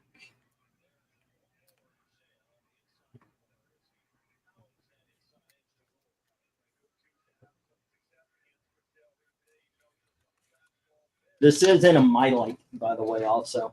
So, hey, that's a sell point. I was right. Yeah, Daddy inks the kid. They actually work well together. Okay. Aquaman number 19. Let me see. Obviously, there's some spine issues. It's not, I mean, there's a tick here, but there's more scuff. And it is color breaking. All right. Remember, this book is 61. Yes, this is a 1961 book. No, the book's 63. It's 61 years old. Oh, 61. Okay. Yeah, and you see it scuffed where right here, taking the number off. There seems to be a problem right here, and you see it at the top. Corners are rounded. The way I'm holding it, I don't see, but I feel that there's a subscription fold. Ah, there it is. Okay, yeah, I caught it in the light. Yes, there is a subscription fold. Okay, it's very light. I go into the back. Obviously, we have some dirt trouble. It looks like it's got pressed right here. Okay. Opening it up. Let's get to those staples. You see they're in there fine. It's a well put together book. Okay. There we go. 1965, this one. Predates me by 5 years. There you go. Okay. Goodness, what are we looking at? 4. I would say probably about a 4. Once again, I'm not a professional grader. In all honesty, I don't trust CGC anyway. Yeah, I'll tell you what, you'll get the book that I'm promising you. That's for damn sure. But there you go. But yeah, I'd put a 4 on it. Okay. How about you, Eric? What? What book you just saw? Do you do number grades when you're grading your books or anything like that? When I was doing it, I kind of what I would do is I'd glance at it, I'd get a number in my head, and then look through it and see how close I got. Yeah, I was generally pretty close. I would probably agree with you on that one. Well, I've been known to be harsher on books than CGC. I don't trust CGC as far as I could throw them. And that was before the scandal, because when they said, well, it costs this plus a percentage of how much the comic's worth, I said, well, then you're incentivized to give it good grades, you know? And that never sat well with me. It just never did. I actually got into some arguments over that. People wanted to believe so much. And then we see this little 15-year-old girl talking about, well, I've been collecting comics now for 3 years, so I know what I'm talking about. All righty, kiddo. You do you. One slick says 20 on H, but that's all. That's the only one that has a bid. All righty. 20 on H, and that is the Mr. Miracle. One slick dude. 2 major first appearances. At 2 prices. Yeah, you're talking about the Granny Goodness and the Monica Rambeau. I was actually just talking Marvel. You have Rhodes and Monica Rambeau. James Rhodes and the Monica Rambeau. Yeah, we got some good stuff up there. CGC's business is down enough. They're offering discounts to get people to grade the books. It's not about that. It's more about can you trust them? I think I got a cricket in my room. Now that everybody is not swimming in free money, the grading craze has kind of abated a little bit. It has. I've noticed. I've noticed in chats and stuff that people are kind of moving away from the graded books and everything. And I never understood why this, which would probably get a 9.6, 9.8, somewhere around there, $20 book, you put it in a casing that says 9.6, 9.8, all of a sudden it's $100 book, $150 book. I think ridiculous. That's what's starting to disappear. Yeah, it's ridiculous. All righty, kids, I'm gonna make this offer. You see my starting price. If you see something, now's the time. All righty, we got the 1 minute warning up. You see my price. If you, I'll let you do a little dance. What do you call it? What is that word I'm looking for? Where you haggle. Haggle. There you go. Right. There are people who are cracking the slabs because they can't sell the slab copies, says one slick. Go figure. I was thinking of cracking the Captain Marvel and putting it in a frame. Would you be mad at that? No. It was a gift. I just disappointed. Say again. Just disappointed. Yeah, I would just want it right. Yeah, because I would actually like to put it on the wall. Yeah. No, because if you remember, the reason why I sent it to you is because I knew you liked that title, but it was kind of a joke because it was in a slab.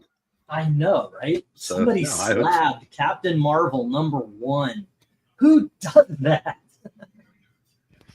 You know, it would be like if I was like, yeah, Amazing Man is great, and I got a 9.8 copy in this slab, and it only cost me $65 to get it that way. Right. Cartoonist Febe had been cracking open slabs for years, says Austin. Not quite so. Which Captain Marvel is this? The good one or? Yeah, it's a good one. Neither. It's the absolutely fantabulous one. It's from the Myron Foss. Yes, the MF Productions. Hey, Elizabeth, do me a favor. Can you hand me that book right there on the shelf? You see the one laying sideways on the second shelf up? Yeah, thanks. Please. Alrighty, and then we're going to go to the next round here. Did I put up the stop? Yes, I did. Okay, we only have one sale on the big dogs, and that is the Mr. Miracle. Alrighty. That's going to go to one slip. Whoa, hello. Thank you. Yeah, it's this Captain Marvel right here. Yeah. Which, by the way, I love. I think this is one of the worst books ever made. And it's just wonderful for being one of the worst books. Alrighty. On a scale of 1 to Omniversal Treasure, Gavi Rivera's America Chavez, how bad is it?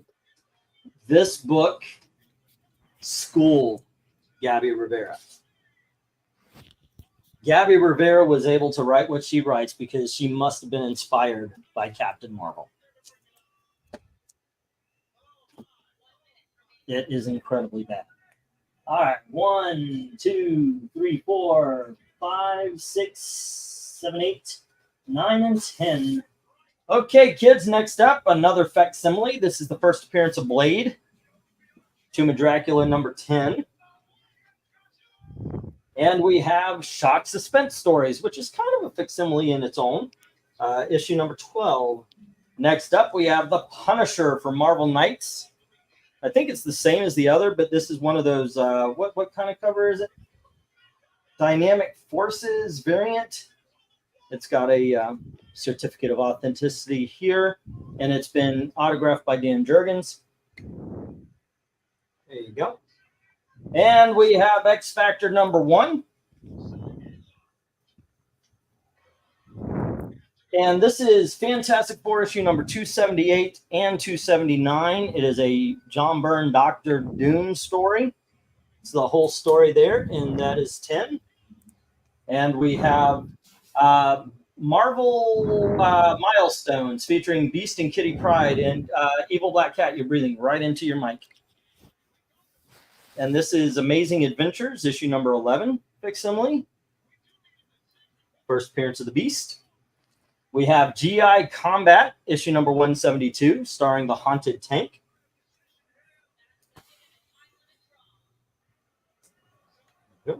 And next up, we have Weird Western Tales, issue #38, starring Jonah Hex.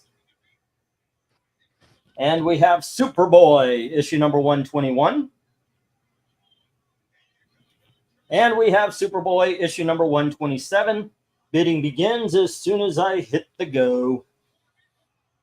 Alrighty. What issue is that? It is issue #12. All right, let me hit that go. And this is go for lot 11. There we go. Alrighty. And if we're turning the tables again, definitely I dig on the Tomb of Dracula. First appearance, the facsimile of the Beast, Jonah Hex. Abso-freaking-lutely Jonah Hex. How about you?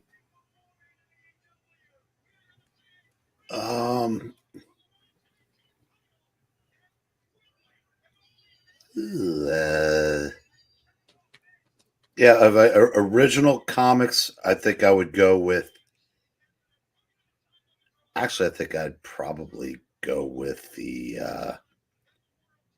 That's damn. I can't decide. Probably X Factor. X Factor, good book. Really good book. I always remember that one scene, you know, where somebody talks about, you know, I think it's Scott. He asks a cop, you know, why aren't you scared of the Fantastic Four or whatever? And he's like, well, they aren't mutants, you know. I always kind of dug that line. All right, we have one slick dude. I need to make page 4, Mr. Miracle number 2. Ooh, that's deep.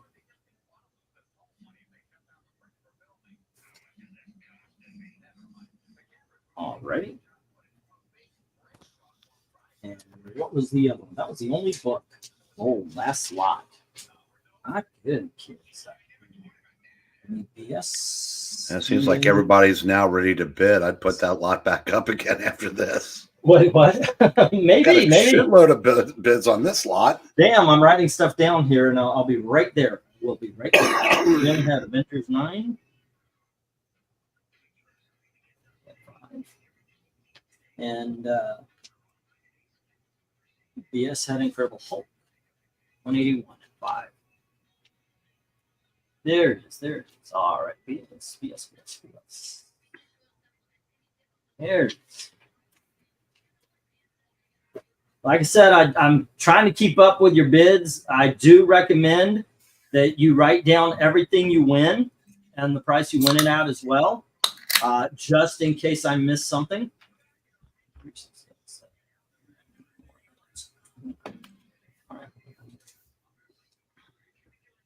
I do my best. Okay. Let us see what's going on here. Right out the gate, Darkness. What's up, man? How you doing? We have 10 on A from Darkness Comes. And let's see. George says 12. Oh, okay. He's putting. Okay, I get it. 10 on 12. All right. 10 on B. All right. From George. That's what I'm assuming because you asked for the number. If I'm wrong, by all means, let me know. Let's see. AU says 11 on A. And we have 12 on, 1150 on A and then 12 on A. And that is our second fisticuffs of the night. Let's see. Undead Quinn says Punisher. 13A is from AU. Oh, wait. Did we get a 1250? Yes, we did. And we got 1350 or 13. Okay. 1350. I just got here, says Darkness. All righty. And by the way, that is our first Donna Brooke, ladies and gentlemen of the night. Sorry, what was the cost? 10. 10, George. Oh, let me hold on just a second. AU 14. Welcome, Darkness. All righty.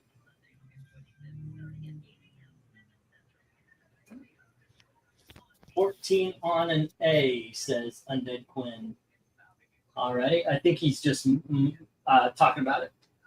A guide not to be, let's see, by AU. Gotcha. Am I going crazy? LOL, seems the comics flipped out of nowhere, says George. Let's see. 10 on the last one, Shock. What was the A on the last one? B from before. Okay. Maybe I should do last. I'll put up last auction as well, just to get. B was Iron Man 118. That is a $20 book. That's the first appearance of James Rhodes. All right. And let's see. Any more? We've got bids on one book or two, George. I'm not sure. Did you put a bid on the Shock Suspense? All right. And do we hear anything for an awesome Weird Western Tales or maybe some Silver Age Superboy? An awesomely variant Punisher? The very first appearance of an X Factor team? You know, I don't think that actually gets the credit it deserves, tell you the truth. I mean, that is the first appearance of X Factor. It's been around since for 35 years now. There are just some books that do not get the respect they deserve. And I get it. Sometimes it's just because they've been overprinted, like the first appearance of Connor Kent. He's been around forever, and he's been a popular character, and yet, alrighty. It's been a couple of minutes since the last vid, so here is the 1 minute warning. Well, the first appearance of Connor Kent also has a print run in 7 figures. Yeah, I know. That's why. Yeah, because there's all 4 of them have their first appearance in that book, and it's worth $6. I know. It's just one of those things. It's kind of surprising, you know. It's just, but it's because we got that, and we got 20 on A. Darkness comes right out the gate. $20 on A. Jim saying, I guess you missed my bids on HI and J. I don't see them. 2, 4, 6, 8, 9. Do we hear 2050? You jumped it up by $6. I know, right? I was like, so I have close. a feeling I gargled for nothing. Oh my gosh, the jokes depends on whether you gargled with Listerine or not. Right. And Brian comes out 1050 on. Oh my God, he did. Oh, by the way, we have a firefight. And if you had 2 hours and 6 minutes, you won. And 2 weeks. All right. Well, thank you guys. Thank you. Brian says 1050 on C. Have a good time at the party, Austin. All right. Have a good one, man. Take care. Let's see. Did I miss something? I missed a lot. Okay. You know what? I saw that. HIJ here. Okay, I got you. $8 on HINJ from Jim. All righty. And apparently, did I miss something on C as well? 1250A, 13A. People's Hair. Sorry, what was the cost on the Shock Suspense? $10. Yep. B from before. That was Iron Man, $20. 14 on A. I'm seeing 20 on A. HIJ, 1050 on C. It's only $10 then for you there, Brian. So I'm going to put you down for 10 on C. So hey, Brian, thanks for keeping it going long enough for me to get to do my catchphrase. Yes, absolutely. And then we have 23 on A from Darkness Comes. And let's see, 25 from AU. Wow, did this one? This is not actually the first appearance of Tomb Dragon. Just going to say. Okay, but 30. And thank you, Darkness Comes, for 30 from Darkness Comes. And AU folds. All right, tip my hat, says AU. All righty, cool. And let's see, great book. Tomb of Dracula is a great run. Yup. Somebody posted on X today, Tomb of Dracula or House of Secrets? Tomb of Dracula won convincingly. Goodness, though. I mean, it's the most popular, obviously, but I don't know. I'll do 10 for suspense stories. Okie dokie. That's good because I already wrote you down. Well, I thought you were bidding earlier, and I wrote it down. I was waiting to see, so I didn't cross it off. But there you go. Yes, I got you down for it, George. Also, 2 entirely different books. Yeah, one's an anthology, one's continuing story. Yeah. All righty. So do you really think I should put up the last bunch of? Hey, if nothing else, give Darkness a chance to check them out. Okay, yeah, that's true. That's true. And like I said, sometimes. Oh, I see, George. No worries, man. Sometimes, yeah, it's like when you go to a show, until you find that book to get you started, nothing looks good. But once you get rolling, yeah. I didn't go to a comic show today, and I was really looking forward to it. I just didn't pay attention to the dates and when it was coming up, because last time I went, I was able to get, for about $80, I was able to get 2 long boxes and a short box, but I just didn't save up the money enough. So I'm keeping track. So next time it's around, I think they said it's going to be in December again. Next time it's around, I'll hit it up. It's good stuff, though. House of Secrets is more wheelhouse, says Undead Quinn. Alrighty, and let me. We got the 1-minute warning, and it has been all right, a couple minutes. So sometimes you have to refresh on the stream, George. It's frustrating, but YouTube likes to do that to us. That is true. Also, make sure that your chat is on live chat and not top chat.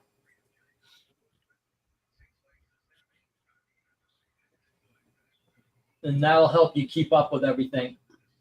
Alrighty, and I will post the stop.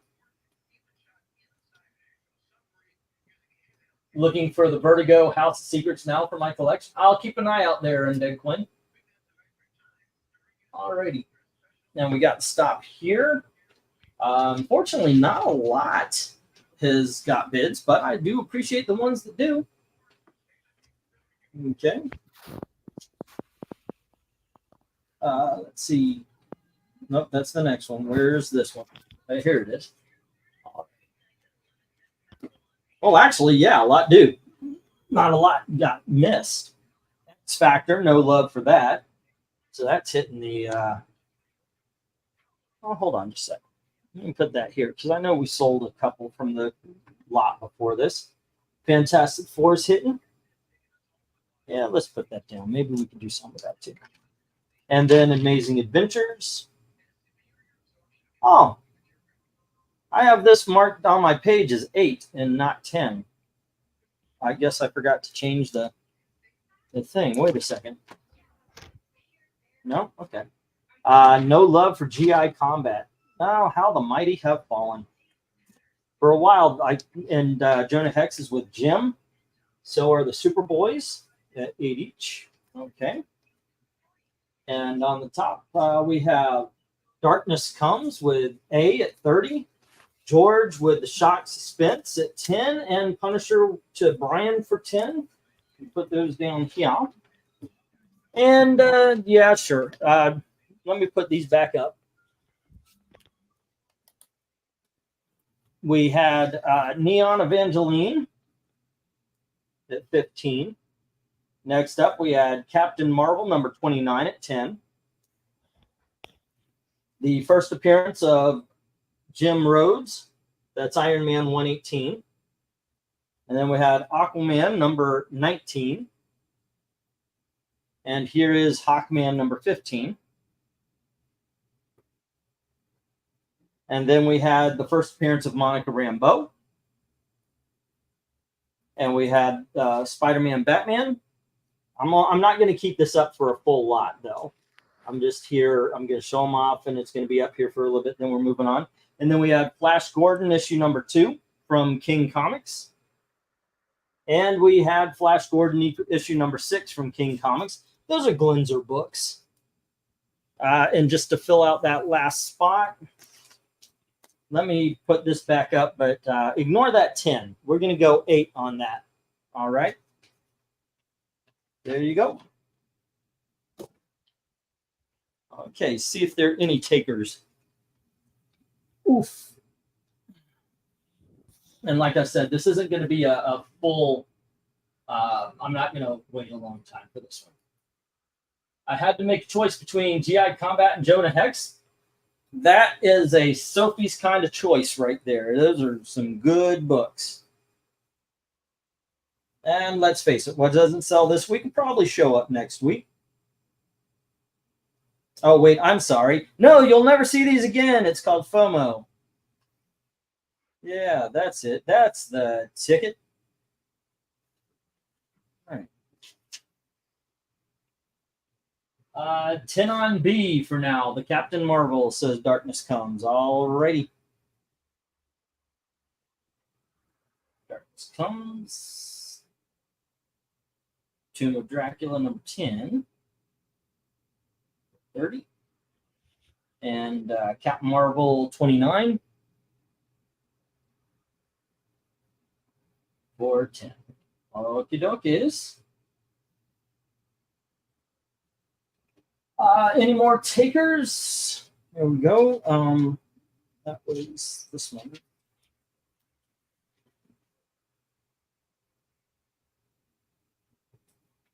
Isn't the understanding of Sophie's Choice a situation where you have to pick between two bad options? I think, I thought it was making a hard choice, but I could see it that way too. In which case, no, it wouldn't be a Sophie's Choice because you have to deny yourself of a good option. So, yeah, I guess. I think you just actually me. All right, let me get these down here. You'll put the stop up again. And we'll get the next round up. Oof. Damn. Rice Krispies. Standing up here. Okay, and once again, they hit the reject. Blink.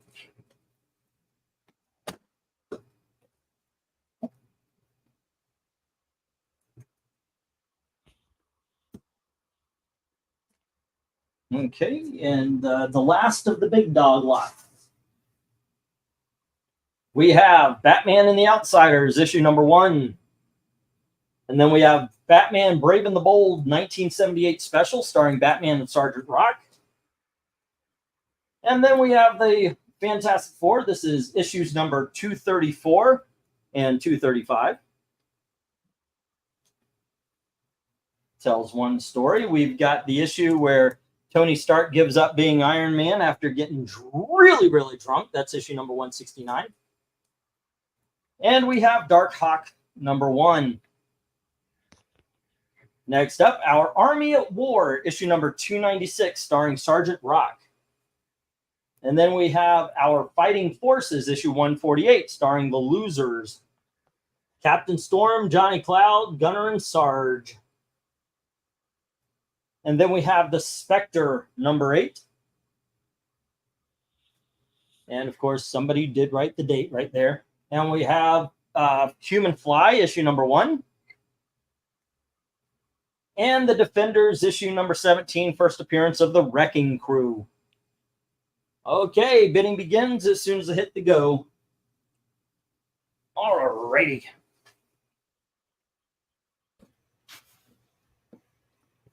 Go for lot 12. Zoink. That's the facsimile cover of the two. Yes, yes. All right. There you go. All righty. Same question, Eric. I've got my top 3 easily picked out right here. Yeah, I do too. Batman and the Outsiders, Brave and the Bold special, Defenders. All righty. Mine, F, G, and H. Right there. That's where I would go, man. The 2 militaries, and yeah. That's just some badass stuff right there. Okay, got that one. I mean, that's a Neil Adams cover. We've had that on our cover ranking shows a couple of times. It's just some good stuff. That's some really good stuff right there. One slick. Puncture number 1. Do I have it? Yep. We're being asked what grade is that Spectre? All right, let me take a look here. Let me take a closer dive into this. Oof. Zoink. Okay, right away though, once again, it's got this writing right here. I have seen this going for $25 to $40, depending conditions and such. But it's got writing on it, and I was able to bring down the price because of how much I was able to get it for. So.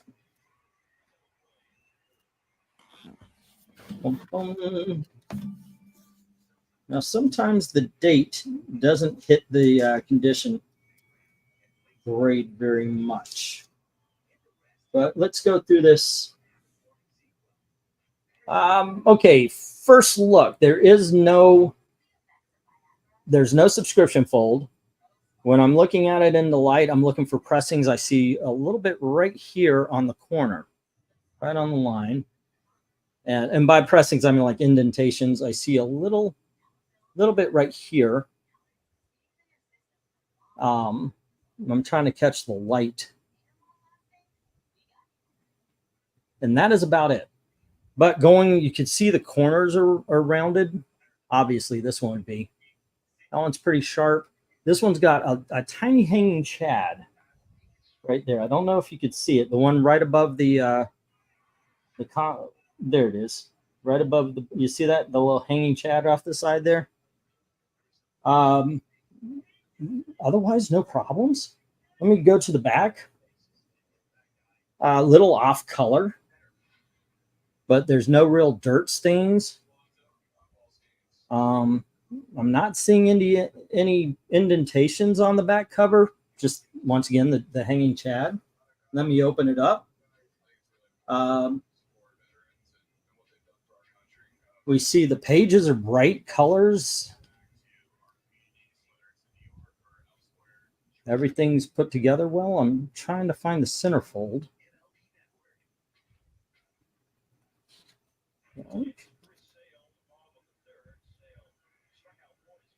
Well, it's somewhere around here. Like I see it. You can see the staples are in there strong. Trying to find the centerfold for you, though. And haven't seen them yet, which usually is an indication of a... There you go. You can see they're in there all tight the way you want them. Probably say a 7, maybe 7.5. If you're going nice, I would say 8, but 7.75 is where I'm comfortable at. Alrighty. Remember when we would just go, that's fine, very fine. I miss those days. Because people just understood what it was. All right. Now you get kids with white gloves. All righty. There you go. But that's where I would put it. All righty. Let's see. The highly respectful wrecking crew who has never been disrespected in comics ever. Yeah, no love for anything so far. And Brian is asking for the Sergeant Rock. All right. Oof. Oh, wow. This one actually is in pretty damn good shape. Boom, boom. And I got it in one of those resealable bags, so I don't have to worry about tape. Okay, this actually has some good sharp corners. A little rounded right here on this one, you can see. Going up, no problems, no spine ticks. There's a little scuffing right here on the very top of that corner, but it's still sharp. Same here. I'm looking in the light. There is a small indentation right here. Meaning not very deep. I had to look into the light to actually see it. Flipping over, let's see, we've got on the back cover, it looks like there's a little indentation right here, and you can actually, whoops, wrong cover, right here, and you can actually see it folding up a little bit. God damn it, there you go. Otherwise, everything's looking okay. Not seeing anything beyond that. Going on into the inside, oh, right up into the centerfold. You can see the staples nice and tight on the inside there. Let me open the front cover so you can see if they are attached very well. And yes, they are. Pages looking good. No writings, no nothing. Probably 8.5 on the Sergeant Rock. All right. But no love for anything tonight, huh? Not on this one so far. All righty. Here we go. And let me get the 1 minute warning.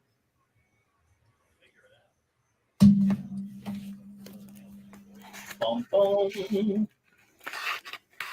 There we go. E, what was the prices on those Flash Gordons again? They were up for $10 each there, One Slick. All right. And let's see, do I have George? There you go. And he had Shock Suspense. Okay, let's see if we get any love in the next minute for any of these books. So far, I'm actually kind of shocked. So here's one, Eric. What are you shocked? Because some of these have been up here. Actually, all of these have been up here. What are you shocked still here?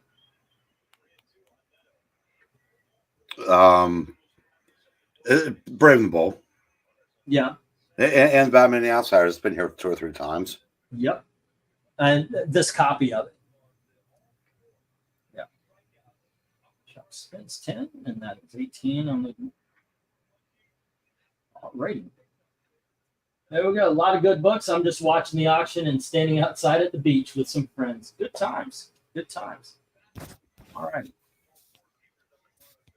Let us move on. Sergeant Rock Freight, says Brian. All righty.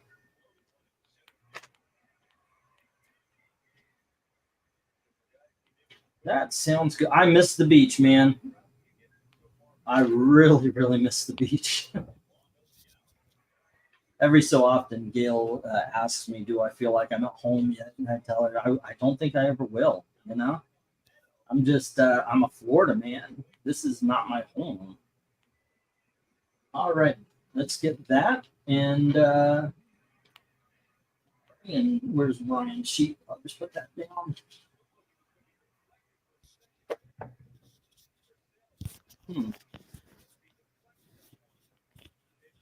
Oh, our Army at War, and that was issue number 296. 8. And it was 37. All right. Our president is spending a lot of time at the beach. Why not use his radar? Is he the president, though?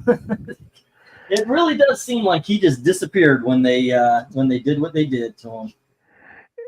Rhaegar is because Good Samaritans try to push him back into the lake.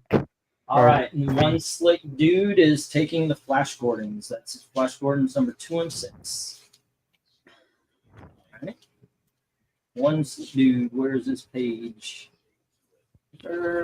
Barbarian Darkness, One Slick Dude. All right, Flash Gordons 2 and 6. 2 and 6, $10 each. All righty, thank you. And with that, let me get the sheet here, and we will. Let's get these down, get the next round up. Where did that one go? There it is. All righty then. Let me dig out those Flash Gordons for One Slick, and we have hello. No love for the Batmans, or the Fantastic Four, or the Iron Man, or the Darkhawk. All right. And then Sergeant Rock is with Brian. And the rest of the books hit the reject box. All righty. There we go. And I think I already wrote this. There you go. Okay. That is that for the big dogs. So we're going back to some $5. 1, 2, 3, 4, 5, 6, 7, 8, 9, and 10. Okay, next up we have Sergeant Rock, issue number 307. And then we have Sergeant Rock issue number 323. Here's Sergeant Rock issue number 324. Hold on just a second. Let me bring this one down real quick. Firepower Free Comic Book Day, number 1.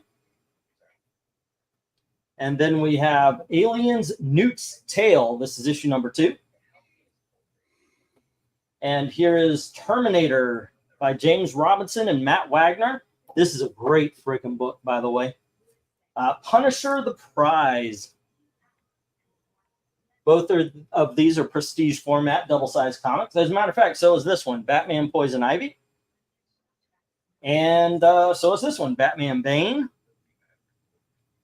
And here is Batman Masters of the Future, the continuation of Gotham by Gaslight.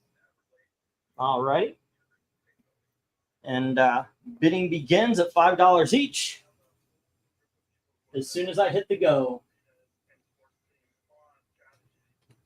Go for lot 13, I believe this is. All righty, here we go. Now there's some good stuff up here, kids. What do you go for there, Eric? Or is there anything up here that you would go for? Probably the Sergeant Rocks. Yeah. That's where I would head for as well. All righty. Got to get those war comics in. That being said, the bottom row is hot. That is some good stuff on that bottom row. The Punisher is awesome. The Terminator is one of my favorite books. When I was working at the shop, I grabbed that, and it was just awesome. I highly recommend that. Plus, James Robinson, awesome writer.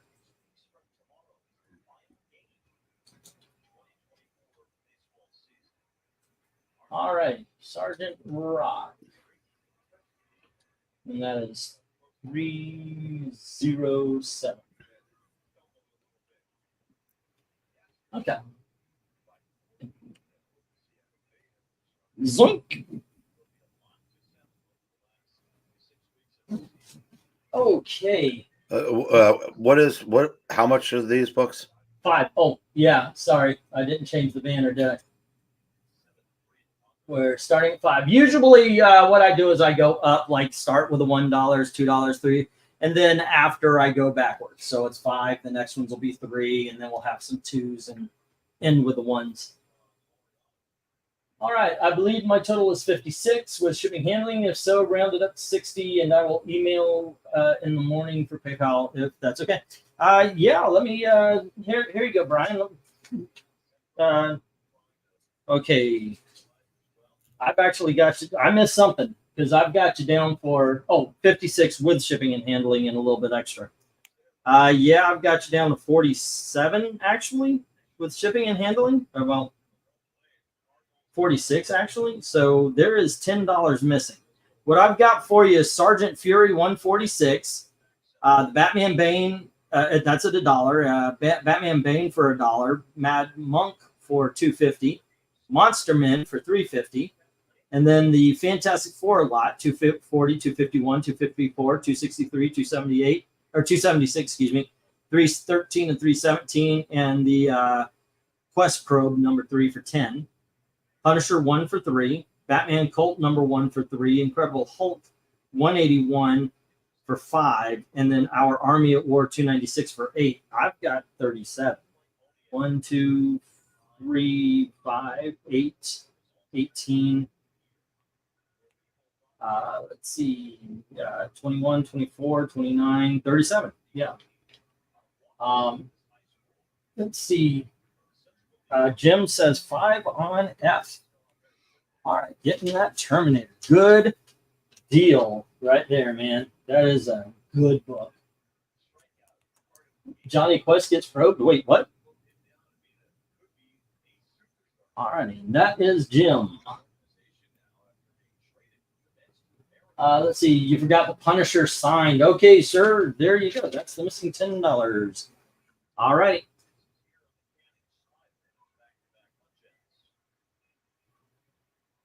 Punisher signed for 10. And that is 47. 1, 2, 3, 4, 5, 6, 7, 8, 9, 10, 11, 12, 13, 14, 15, 16, 17. And that would be $9 envelope. That is 56. All righty. Cool, cool, cool. Yep, 56 total. Thank you. Hey, Amy, what's up? And hello to Trusty Sidekick. And we just got a bid on on the Terminator from Jim. All right, all right, all right. But that has been a couple of minutes, so let's get the 1 minute warning.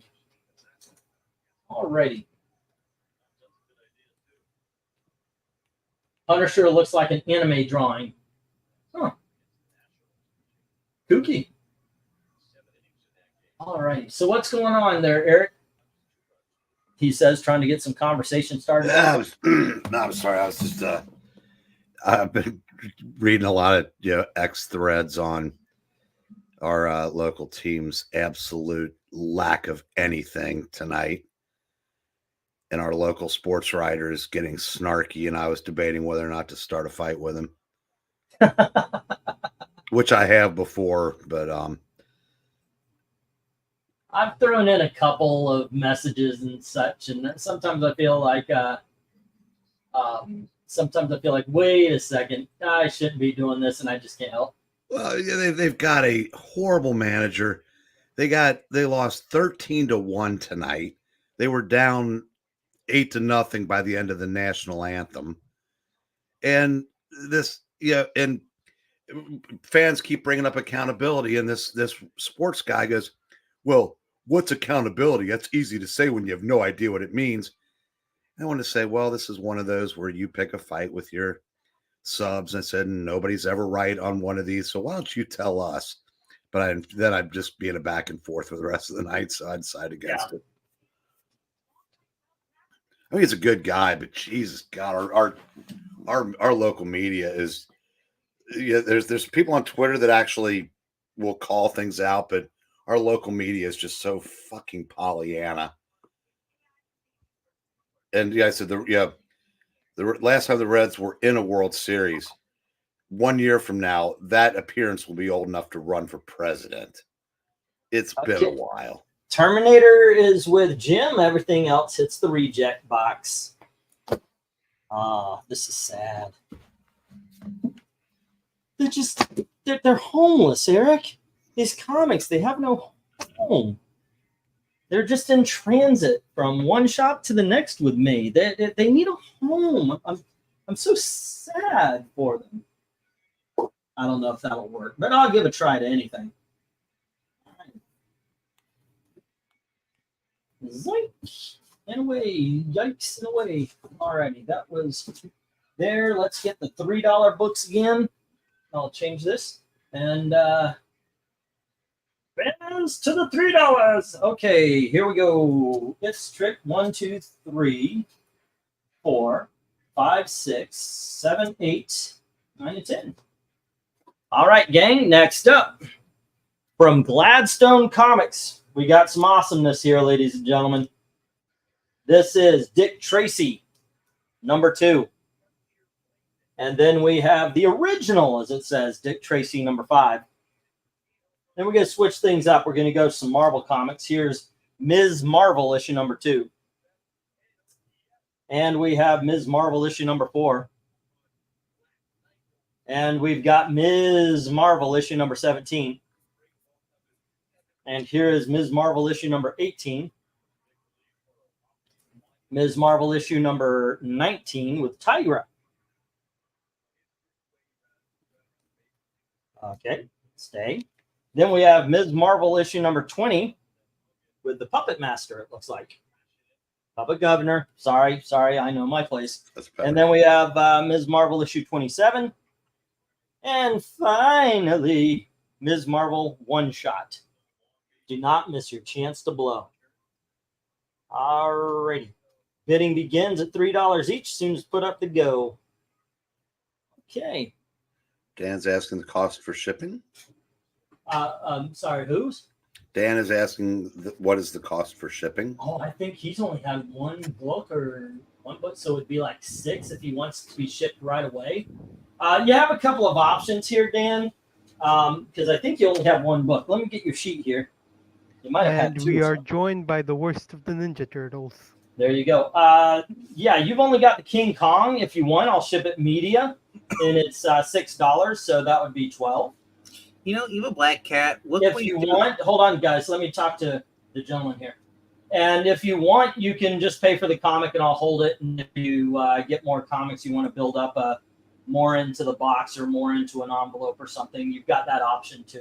A lot of people do this. But right now, to ship it straight to you, if you're just, hey, is this guy on the up and up? It would be 12. All righty. So are these reprints of the original Dick Tracy? Yes. These are. And it is awesome. Are they in black and white? No, I believe these are colors. Let me get these. Don't do it. I'll show them off. Zoink. Oh, hold on. I need to. And you're getting a discount from the shop.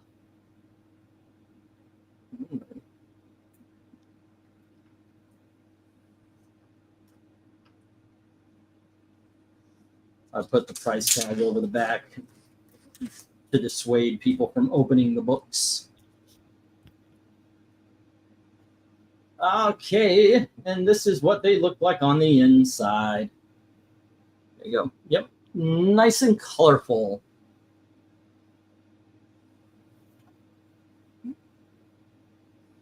There you go. Good times to be had.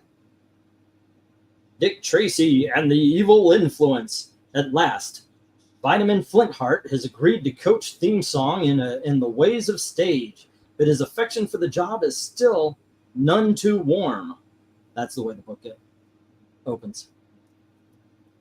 All right, good stuff. I would buy these if I already didn't have them. There you go. And the Ms. Marvel. Because that's a Ms. Marvel wants you to forget.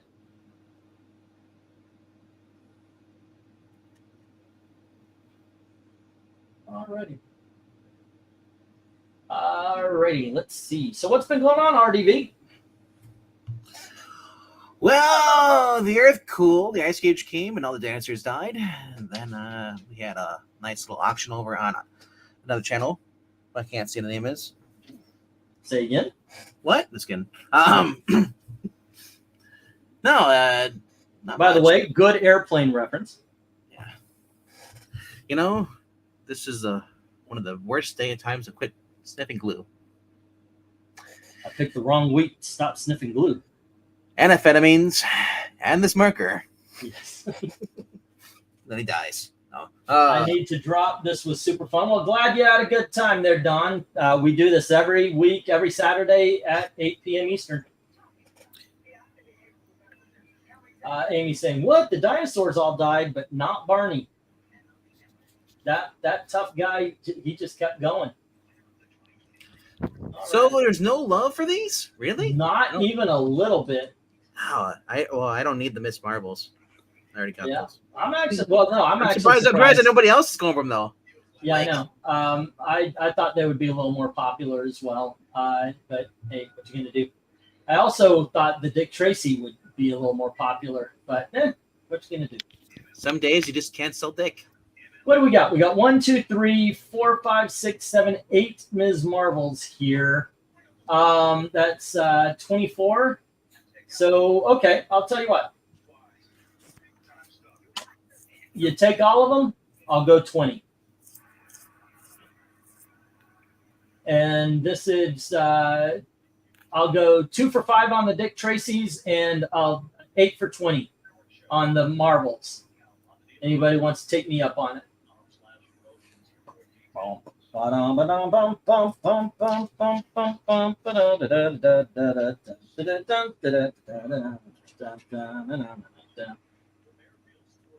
And I'm not seeing anybody taking me up on it, so let's get these down.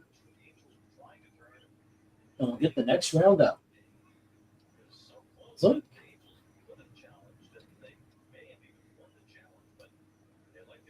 Tell me, Tommy, you ever been to a Turkish prison? Have you ever seen a grown man naked? Do you like gladiator movies, Tommy?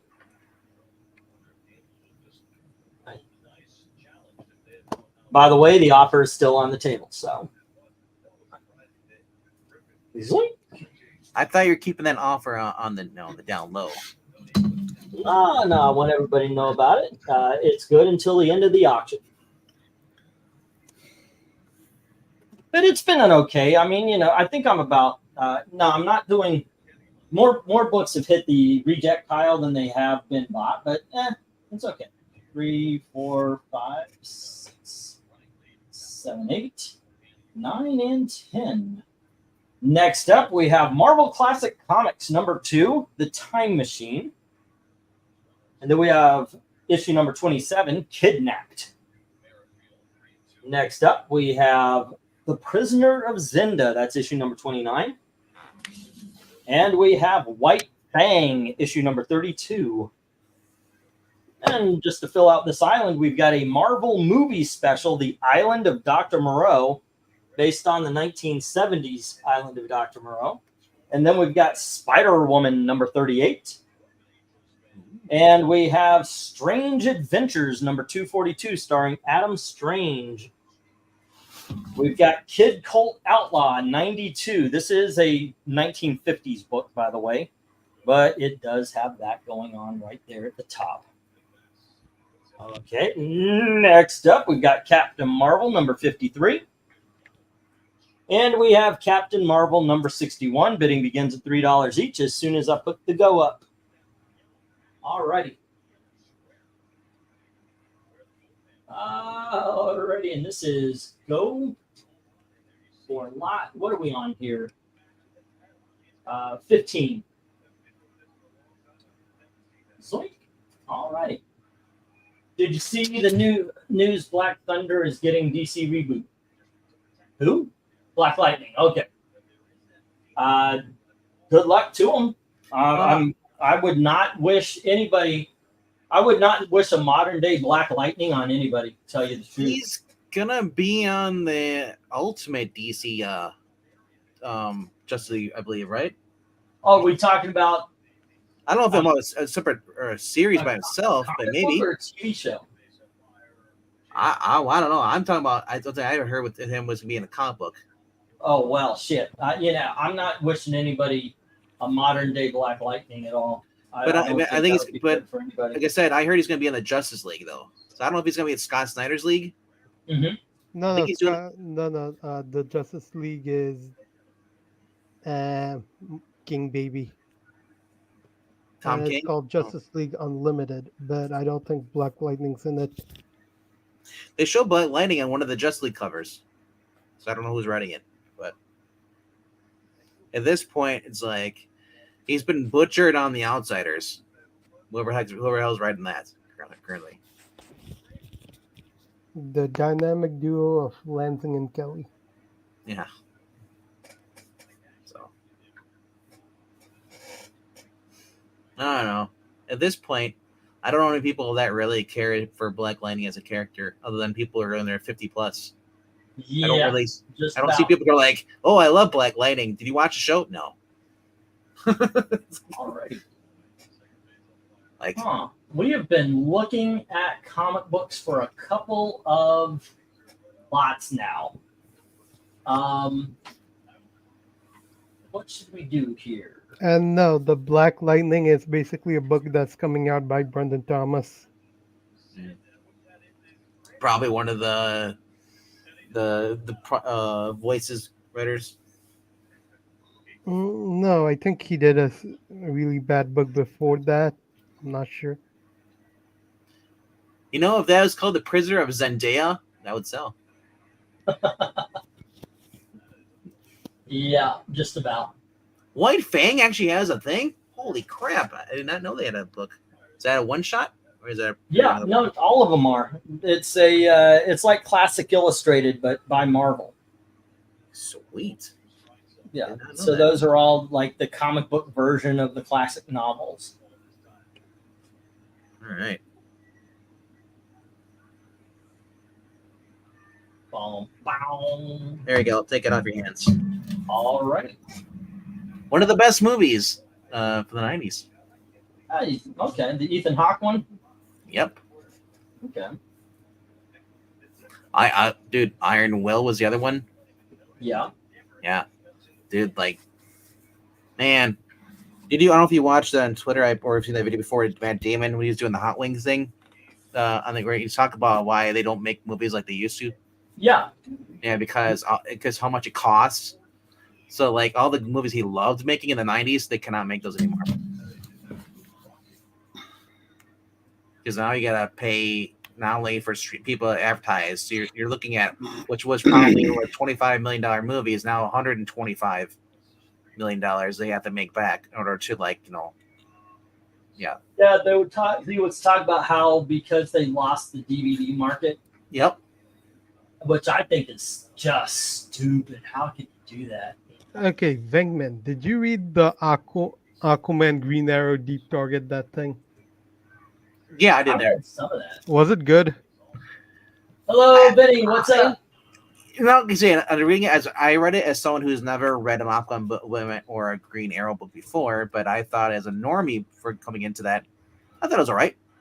The guy that book is writing the new Black Lightning book. Like, they basically, something happened and they switched places where Aquaman had Green Arrow's life and Green Arrow had Aquaman's life. And they had to work out how to, like, go back and change time so they can actually get their normal lives back. Because villain was trying to basically drill oil in the past. He's a time machine. Yeah. Alrighty. Still in the $3. We have Indiana Jones, issue number 7. And we have issue number 8.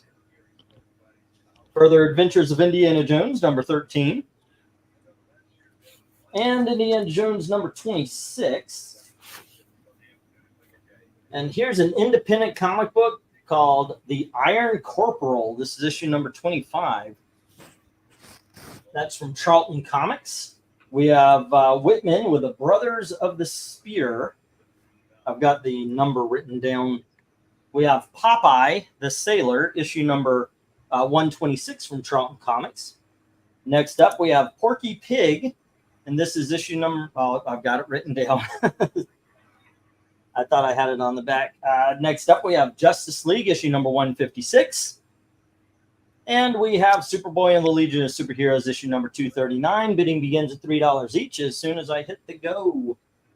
Alrighty. And this is lot number 16. Okay. Go for lot 16.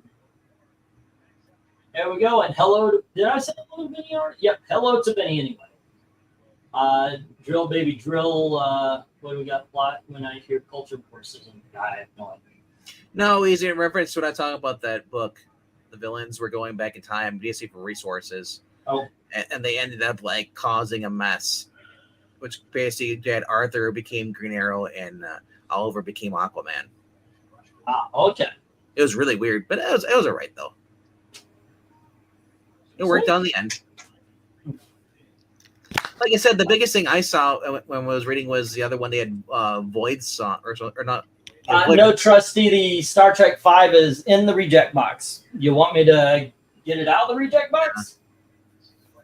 But the other one I saw was they had Void Song. It was a couple years back. They had Aquaman and Barry Allen, the Flash, teaming up to save the world from aliens that could basically slow everything down to a crawl. It was weird.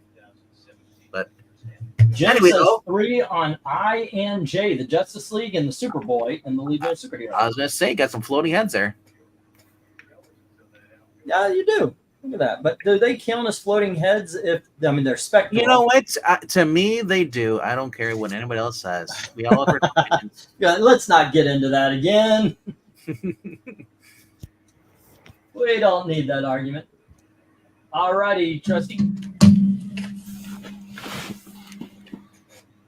Iron Corporal. Ooh, that's the alternative Iron Man, right? George says $3.50 on the Justice League. If you guys have not checked out the Indiana Jones books, those are fun.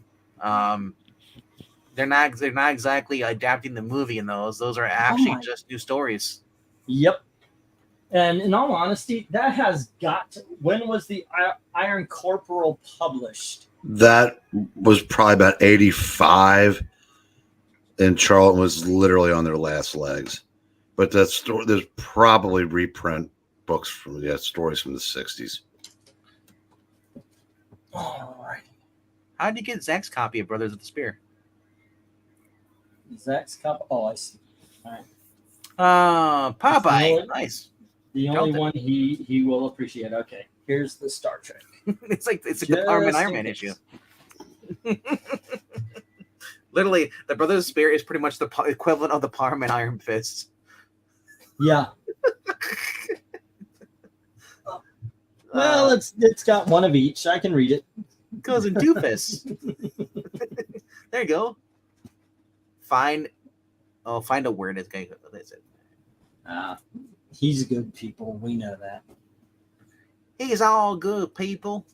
He's all good people. He's always got the cleanest bed sheets. See, by his house, he's got the cleanest white bed sheets. Alrighty, 3 on I and J from Jim, and I'll hit the 1 minute warning here in just a second, and then we got 350. Pretty much most of these are 80s, except for the Charlton and maybe the bottom ones, the bottom 3. Those are probably what, 60s, 50s. Those are 70s. The Justice League and the Superboy, the Porky Pig, and the the bottom row is 60s and 70s. The top row is 80s.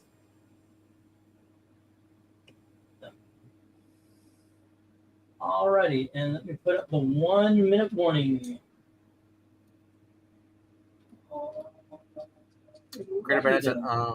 If we were to talk about the books the way we were talking about them, I'd go Popeye the Sailor and Indiana Jones.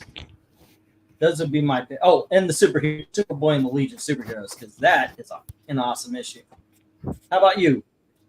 Well, I'd go Popeye's Chicken Sandwich, and that is usually a great choice. But like I said, if we were talking comics, in that case, Justice League. Justice League. How about you, RDV? Indiana Jones. Indiana Jones. Eric, you got a choice up here?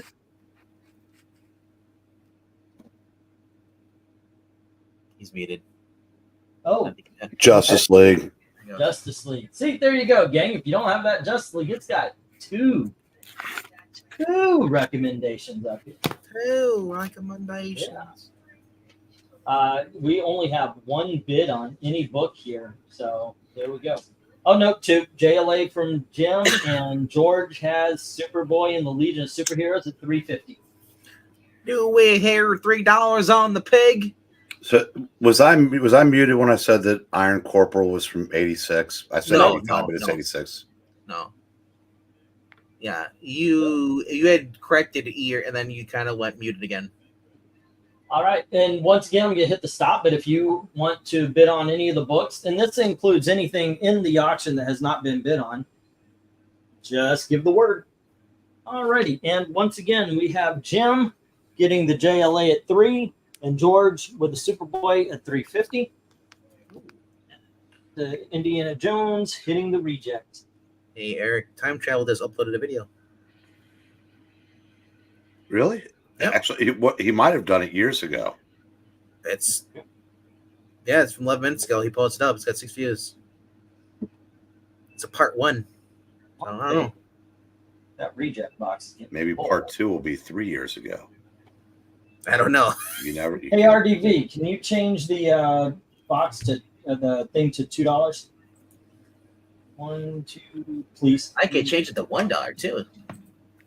7, 8, 9, and 10. All righty. Next up from Star Comics, we have Planet Terry, issue number 2. And we have Yosemite Sam and Bugs Bunny from Gold Key. That's issue number 25. And we have Gold Key Champion starring the Mighty Samson. That's issue number 2. Superboy, issue number 34. Definitely a reader copy. Silver Age for $2. Fancy. Alrighty, and then we have Heroes Against Hunger. We can't see that. Some old lady's picture is blocking. Okay. I know. I took it off. He's solid when he goes up there. Say what? Nothing. What did you do? Battlestar Galactica issue number 4. And we have Battlestar Galactica issue number 5. Here is Battlestar Galactica issue number 6. Battlestar Galactica issue number 7. And issue number 9. Bidding begins at $2 each as soon as I hit the go. Alrighty. And that is it. God, I keep seeing things. Yeah, like Ronald Rugg. Holy crap! No, I'm just imagining that too. Probably. He's not here. There's no way. Are we to infer that from that comic all others are pro-hunger? Yes. Yes, the ones that are not on this cover are in this book are pro-hunger. Hey, Ronald Rugg, what's up? He was informed that you had a Star Trek book that didn't sell. I do have a Star Trek book that didn't sell. Where did I put that? I thought I held it out. I don't believe it. Last I heard that Ronald Rugg went on an adventure somewhere and he never returned. And he never returned. He stopped debuting.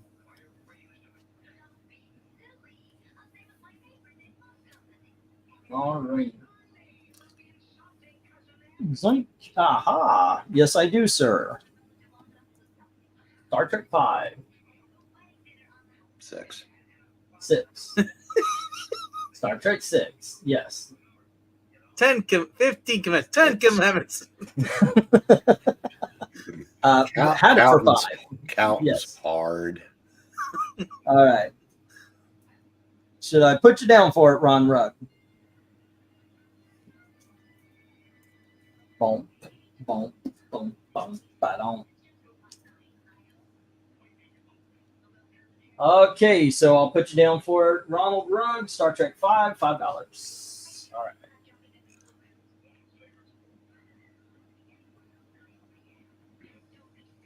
Got you down. 6. Star Trek 6 for $5. You did it again?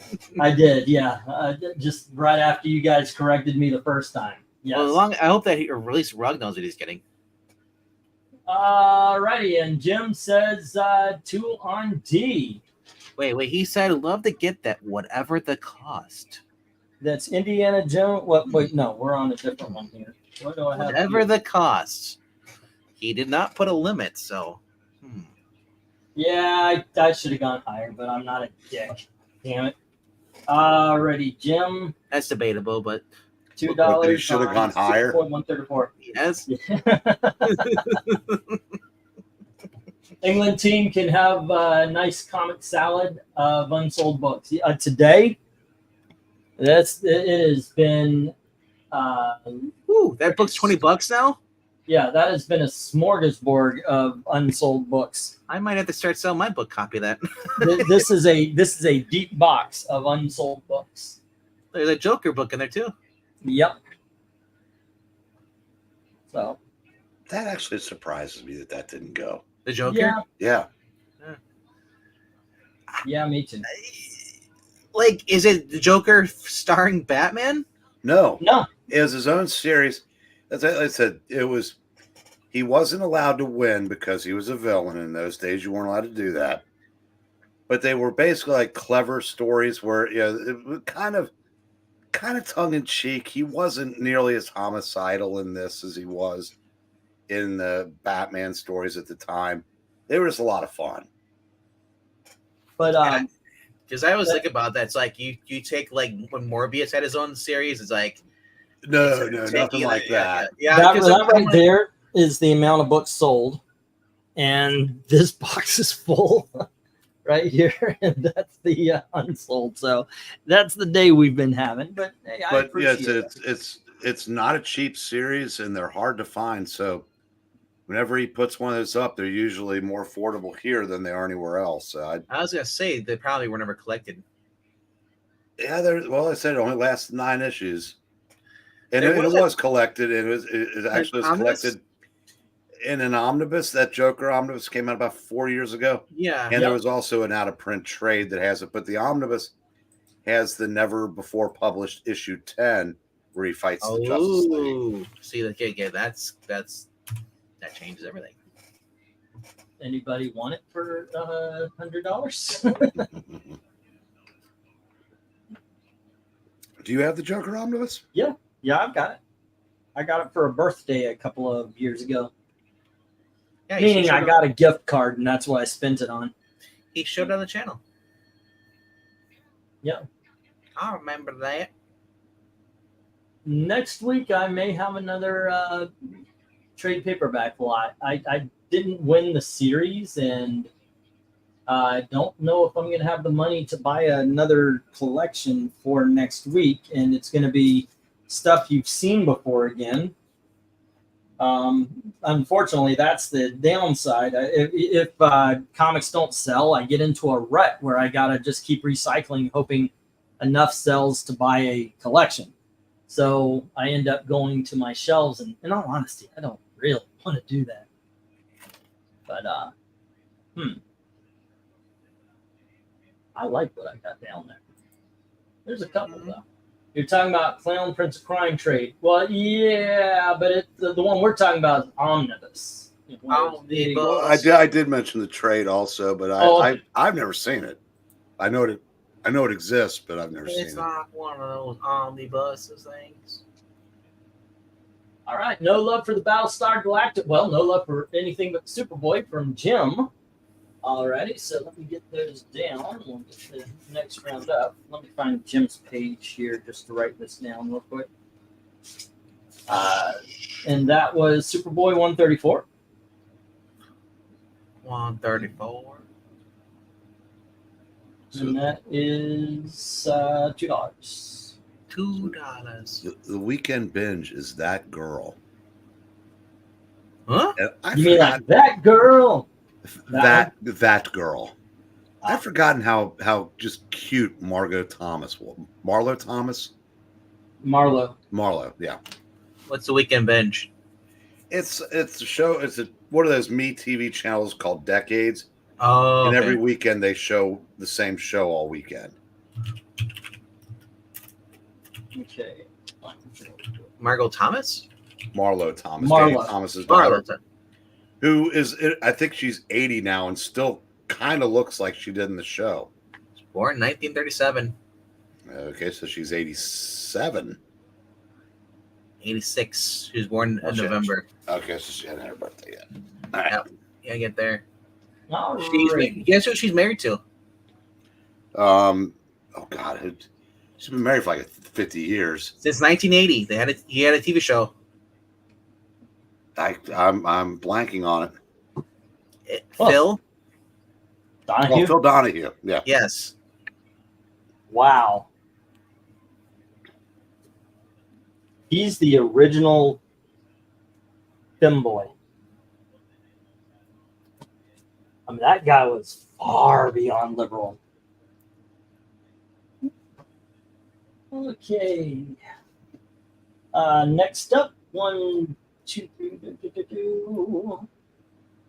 All right. No, God damn it. Next up, we have The Incredible Hulk, issue number 210. And we have issue number 211. And here is issue number 212. The Incredible Hulk issue number 214 with Jack of Hearts. And we have issue number 215. Here's The Incredible Hulk 219. And here is 222. Next up, we have issue number 226. Here's issue number 227. And issue number 229. Bidding begins at $2 each. As soon as I hit the go button. And you're being asked about how much that Big Dog Batman that didn't sell earlier was. How much was that Big Dog Batman that didn't sell? You're talking about the Batman Spider-Man? I had a few. That was $20. The Batman Spider-Man crossover. Yeah, the was. Batman Spider-Man was $20. Yeah. Oh, If there's another one though, I don't know. There were some $8 ones. Yeah. This is lot number 18. MK, Marlo Thomas, cuter, Margot Robbie, hotter. Yes. If that makes sense. Okay, I get it. It's kind of like the whole Jennifer Aniston and what's her name? The other person Brad Pitt was Marlo Thomas is Marlo Thomas is the girl you marry. Margot Thomas is the one girl everyone has with. That's all it is. So I can't, dude. I'm sure Marlo Thomas was a much better person than Margot Thomas is. Margot Robbie, you mean? Or Margot Robbie, whatever. You know, I was saying, now if Donahue didn't keep getting leftier, which I don't know if he did or not, he'd probably have more in common than with us at this point than the Democrats, because he was a classic liberal. He'd be on, and I think in the early '90s he was still. I don't know if he still had a TV show. I think he did, but I remember like in the '80s, they did a show about strippers, and then these people that were opposed to it, and this girl that lived up the street from me auditioned for the role of one of the strippers, didn't get it, so she played one of the prudes. Really? Completely organic, of course. Yeah. Just like Springer. Yeah. I was gonna say, I remember watching some Phil Donahue in the early '90s, but then I started watching Maury Povich more because he was more entertaining. You are not the father. I didn't watch too many of those at all. I'm sorry, but I mean, when you're home was sick from school, Donahue was at one point a relatively serious guy, but I mean, during the '80s, those kind of shows got huge, and he just went with the direction the wind was blowing. That was the only way he could survive. I mean, hell, Maury Povich was married to a legitimate newswoman, and he had the most salacious show on the side of Jerry Springer. Yeah, I mean, his show. AU says 2 on A, I, and J. All right. I was going to say that Maury Povich's show evolved into what it became, but it devolved would probably be a better word. Let's see. I believe it was a signed one. Could be wrong. Oh, you had Jan Jurgens something, didn't you? No, that was the Punisher. Was it Punisher? Did it ever sell? That did sell tonight. Okay, yes. Okay.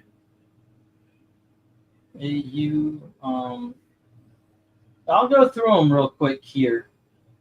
And Jay, I was gonna say, if you scroll back, it was the top in the box when you showed it.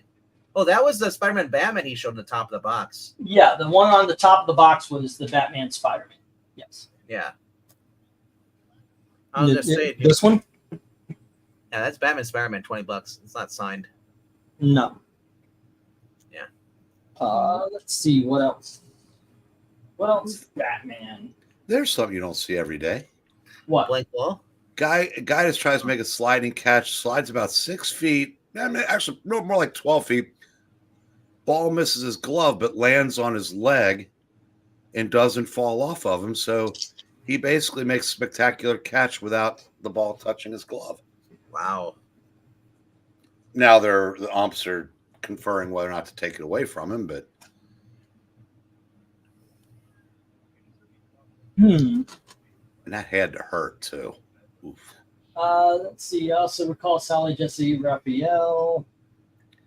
Let's see. I think that is. I mean, I've got some $5 Batman books. The Bane. It was Batman the Bane. Remember that? The Master of the Future.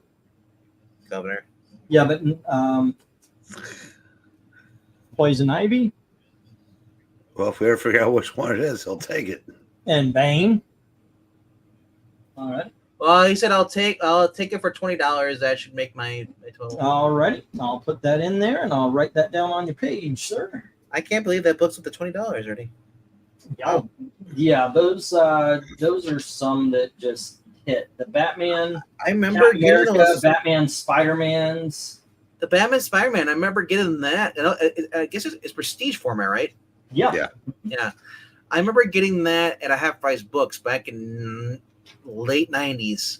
Yeah. I think there were two of them, right? Yeah. And there I was a think second one. one of them, Ben Reilly was Spider-Man. I'll tell you the one I hope I find somewhere is Spider-Man or Batman Daredevil. That one's a book that goes. I was just saying, yeah, if I ever found that one, that's nice Really? too. Yeah. The other Batman, you had Batman and Metamucil. Batman Brave the Bold. Spider-Man for 20. Then he Once again, am I had, missing something? Because the Colts. Punisher 47, that would be 56. So now it's 67. Yeah. Well, you said, yeah, but it's Batman Spider-Man. So Oh, okay. I see what you're saying. So it'd be about 76. Sally Jesse Raphael. All right. Dude, Ricky Lake was fun to watch.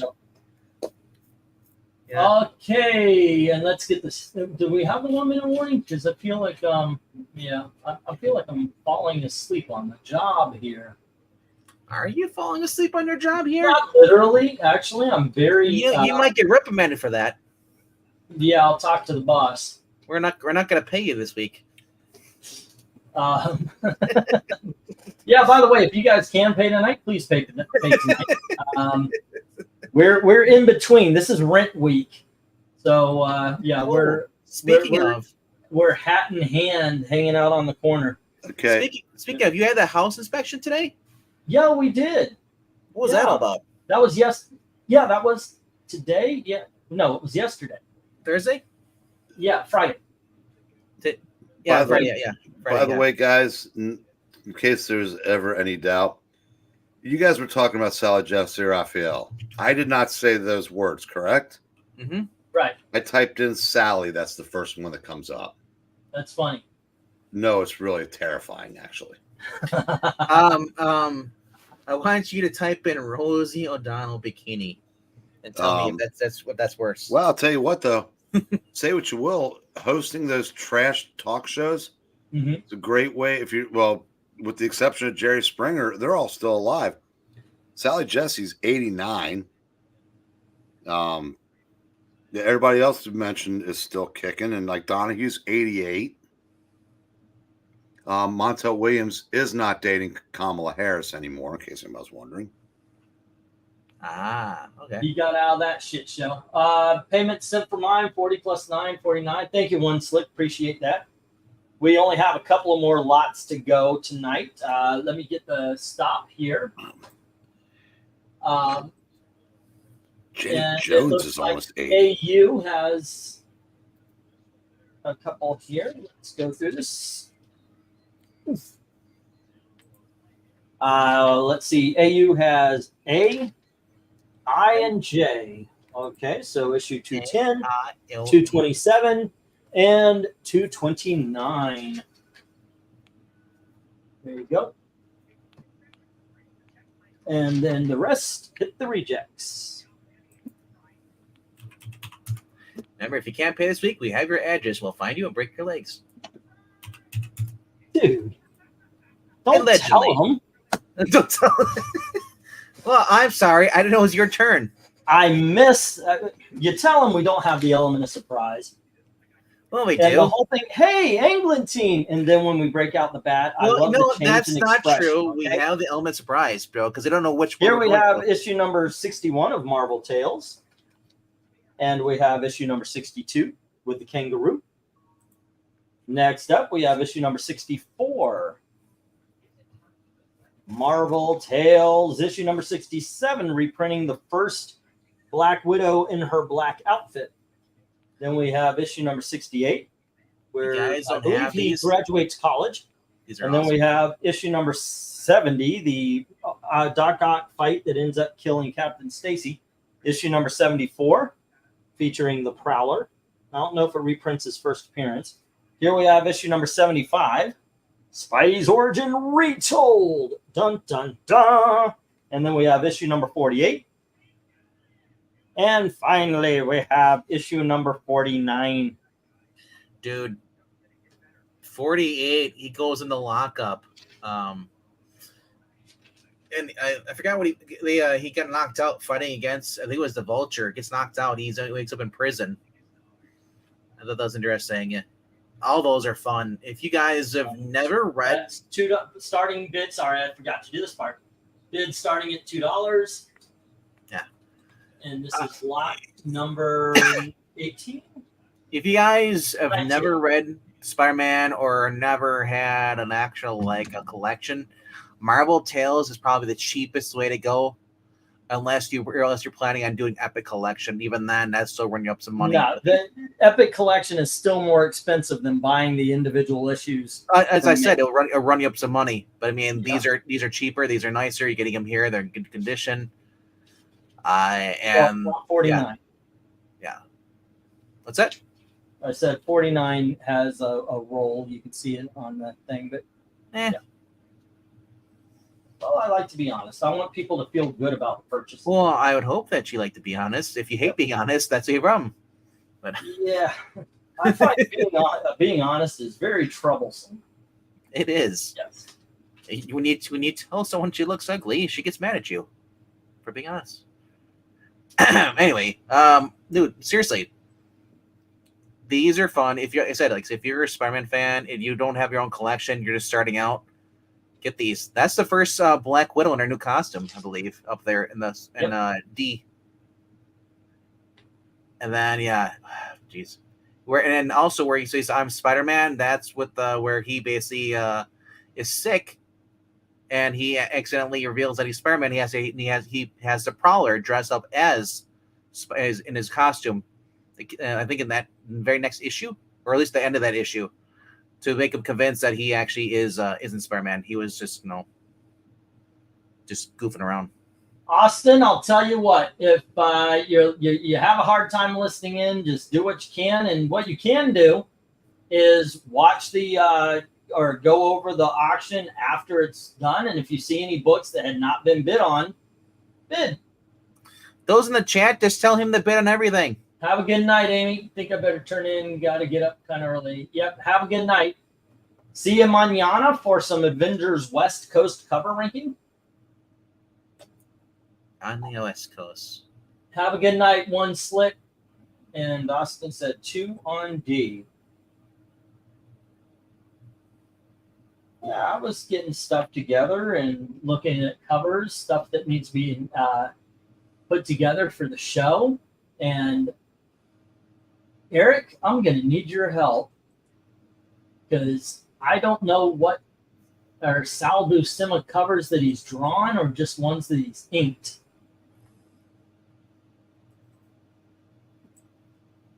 And supposedly Monday we're doing Sal Buscema or Buscema. Buscema, as his name is. Buscema? Yeah. Sunday is West Coast Avengers. Monday, Steve Buscema. And Tuesday is Marvel Treasuries. Wednesday is Power Man. Thursday is Super Dickory covers. Friday is Silver Age Legion of Superheroes. And the following Sunday, next Sunday, is Batman Silver Age. Next Monday is Rain covers. Next Wednesday, Space Family Robinson. Next Wednesday is the Rocketeer. And next Thursday would be the bracket for season 4. What day did you say was the Silver Age Legion? Let's see. Hold on. Okay, Sunday, Monday, Tuesday, Wednesday, Thursday, Friday. Next Friday. All right. You gonna call in? I had a lot of stuff typed down, but it doesn't take it all. It's hard to talk just in type. You know, somebody earlier was Jim. I don't know if I just didn't notice it or. Well, he had a hard time. I tuned in earlier, and then and Brian had said he'd get those books he took, and then you kept going. But then you did catch yourself. Say again? Like, sometimes I notice the panel doesn't look at the chat. I notice that sometimes. Yeah, I do. It happens. If that happens, because sometimes when I'm writing stuff down, I miss things. Let's get the 1 minute for these. We got one cell. So it can be frustrating if you're like you want something and then like nobody responds, and then you get like then you get 20 people saying, "E, look at the chat." Hey, if anybody, Eric, if you could, or Evil Black Cat, if you see something like that, like, hey, I will take, and it doesn't seem like I see it, please, by all means. Evil Black Cat, wake up first. Yeah. Pan and good movie. Wait, what? No Iron Man for your birthday? Oh, wait. I don't know what the 28th is. Her birthday.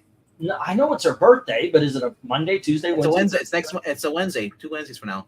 2 Wednesdays from now. Okay, I just did this next week. But yeah, I'll make sure we have Iron Man for her birthday. Darkness saying $2 on A through J and $2.50 on D. Okie dokie.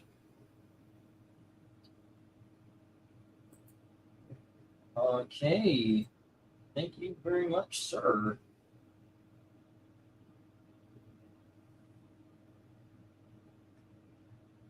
Zonk. And $2.50 on D.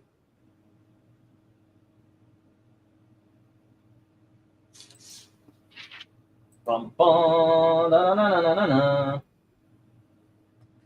So this week's movie is going to be The Manchurian Candidate, since a lot of people have been voting on that. I put up a poll and getting a lot of actual people actually voting in the polls in the community chat. Yeah. So it's kind of nice because I told Rob we're just going to put like 3 movies in there, 3 movies that we actually want to review no matter what. And then kind of like we do with the cover reviews. We mention what we want to see, but you guys vote on that. So yeah. So that way you don't get bored by doing movies you don't want to do. And the chat. Yeah. So I was just curious to see if any interaction with the Movie Show community tab, and they actually got quite a few numbers on there and the votes. So it's kind of nice to see that. And I'm just going to keep doing that so people can actually get more involved with the actual channel. Awesome. I know. It's nice. It's nice when I put a poll on. It's like, hey, more than just I voted. Yep. What night for the Rocketeer? Let me go over it again. And then I'm going to move on from this slide. Let's see. Sunday, West Coast Avengers. Monday, Steve Buscema. Tuesday, Marvel Treasury. Wednesday, Power Man. Thursday, Super Dickory. Friday, Silver Age. Sunday, Batman Silver Age. Monday, Marvel Reign. Tuesday, Space Family Robinson. So is it that following Wednesday? Is that what we're looking at? Yeah, 28th. Yeah, the following Wednesday will be. Okay, so I need to take Rocketeer out of season 4, and it's going to be one of the first ones of season 5. Yeah, it's a week from this Wednesday. All right, because we need to honor Maranya and her birthday. All right, so let me take this out. We're going to put it's going to be in season 5 of it. So tier lists. But you know what? Hold on just a second. I don't have to do that. If somebody's interested, I'll just change that to 15. Then we'll put Space Family Robinson as 16. Since they were both, that was the tie you guys had. And we'll move Space Family Robinson. Since we have interest in Rocketeer, we'll make sure it's the earlier one. All right. Yeah, this will be fun because and we'll put as 16 Iron Man. Maranya, what Iron Man do you want? You want to start at the beginning, or do you want to start at a certain year? All right. Boom. And we're going to go with the stop. And we'll move on to the next slot. I'm making a folder for it right now. So the whole board goes to Darkness Comes at $2 each, except for D, which goes for $2.50. All righty. Thank you. There we go. And now we're going to say, can you change it to $1? $1. $1. We only got $1, okay? Not $1. $1. These are dollar books. They're from Impact Comics. This is The Fly, issue number 1, or issue number 7, excuse me. Although we do have 1 through 4 or 5, I think. Here's issue number 8. Issue number 9. And here is issue number 10. We have issue number 11. Here's issue number 12. Here's issue number 13. Issue number 15. And just to fill things out, we've got the Shield issue number 15. And we have the Shield issue number 16. Bidding begins at $1 each. Let me put up the go. And this is lot number 20.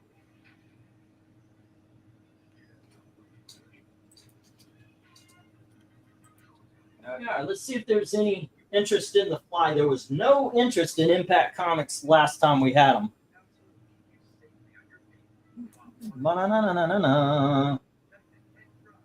But I will tell you what, this is a great series. A lot of fun. Good for kids. If you are trying to get your kids to read, Impact Comics works very well. They're fun, very entertaining. And yeah, they're kid friendly. Yeah, the 3 movies that we chose was The Hustler from 1961, Paul Newman. Good movie. Good movie. The 1962 Manchurian Candidate. Awesome movie. And the 1968 Thomas Crown Affair. Never saw it. I've never seen any of these. I've only seen the reboot of the Hustler, which is the Tom Cruise one. Yeah. And then the reboot for Denzel Washington with the Manchurian Candidate. Yeah, not that. You're right. They had no impact last week. What else do I have here? Also, let's see. Would you say you're doing the Denzel Manchurian Candidate? No, that's the only one I've ever seen. I've never seen the original. Oh, the original's fantastic. I've never seen the Denzel one. And I like the Denzel one. No, I'll have to check out one of these days. Yeah. I need to watch the original again. It's not bad. It isn't bad. It changes a little bit. It updates it. You know, like oh goodness gracious, what's his name? The dude who played Sabretooth in Wolverine Origins. Liev Schreiber.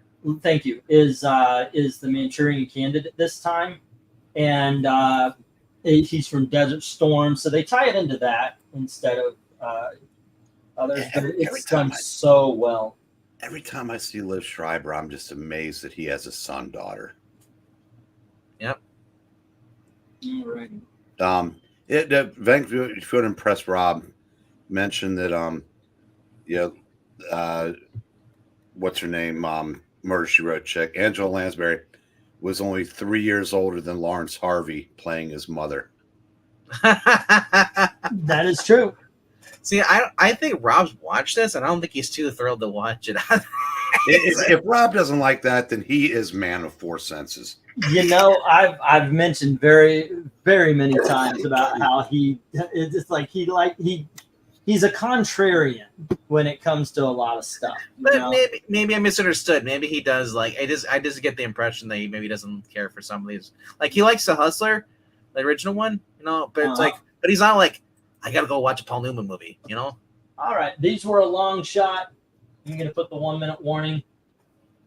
I think they're awesome. This is a it's like the Amazing Man. I can't get anybody to take these books serious. But they are in fact awesome. I stand by that. All right. If you like, hey, think about it. Kids that are now 18 years old, born in 2006, probably have no idea that Paul Newman was an actor. They only know the dressing. Wait, well, oh, that's funny. Yeah, you're right. He's a solid dressing guy. Oh. If you don't watch a lot of movies or older movies, you probably would never know. He wasn't anything really new. I think when did he stop acting? Road to Perdition. Yeah. It's a comic book movie. Like one of his last films, if not his last film, was a comic book movie. I think he made a movie. That was 2002. I think he made a movie in 2004. Think so? Yeah. Not sure what one it was, but let's see.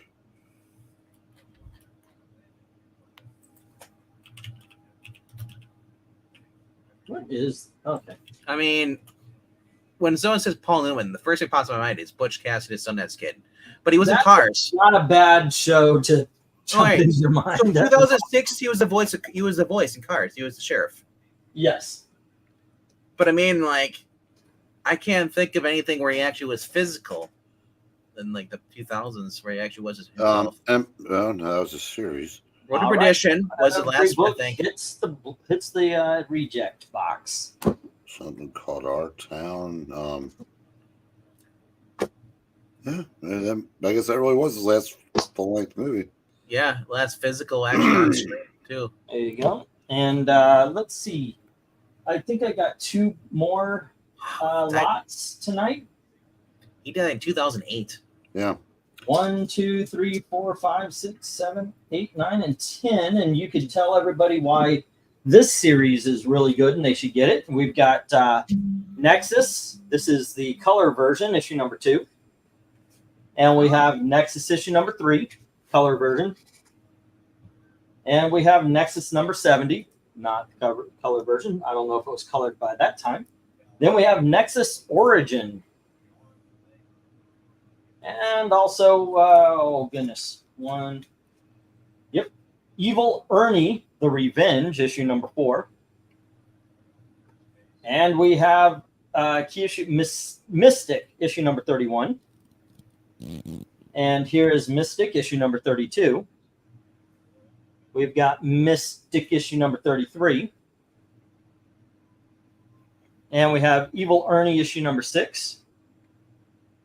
And Evil Ernie, issue number 8. Bidding begins at $1 each. As soon as I hit the go. All the Nexuses are color. The 3-issue magazine size that preceded it were black and white. That's why it says all new color. Yeah, I would recommend getting the Nexus while you can because we have no idea what's going to happen to this series after the creator dies. That is true. Okay. I'm submitting Long Hot Summer as Newman's best movie. Paul Newman's best movie? Yeah, I know Cool Hand Luke is generally considered that, but Long Hot Summer was Paul Newman and Orson Welles. And it's fantastic. It's almost lighthearted, which is unusual for both of them. I don't know. Like I said, the big one was Butch Cassidy, Sundance Kid. Cool Hand Luke had a lot of comedy. But neither one would be considered. And I'm pretty sure Paul didn't get out of either one of them.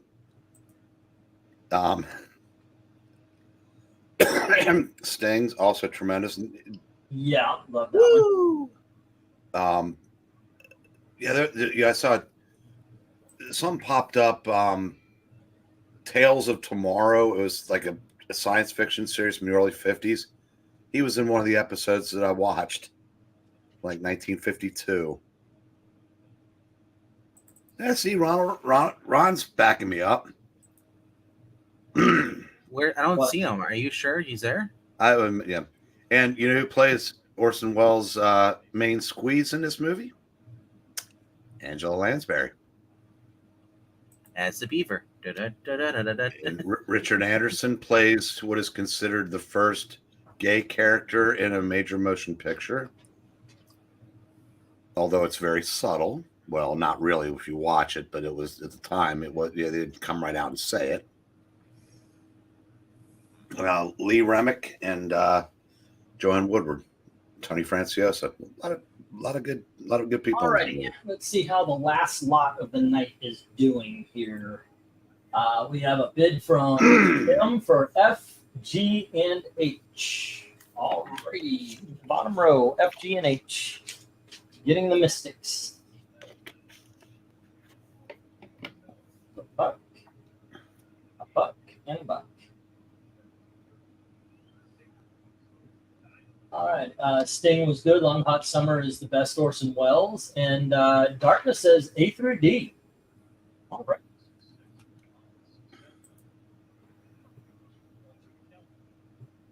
By the way, message is very clear, ladies and gentlemen. Message. Nobody here likes Brian Paluto. That is, you remember I had all those variant cover Lady Deaths and everything in the Purgatory. No one here likes Brian Paluto. See, I just don't care for Evil Ernie or whatever it is. Like, I just think that I like the character. Now, if you put Chastity up there, the bad girl comic stuff, sure.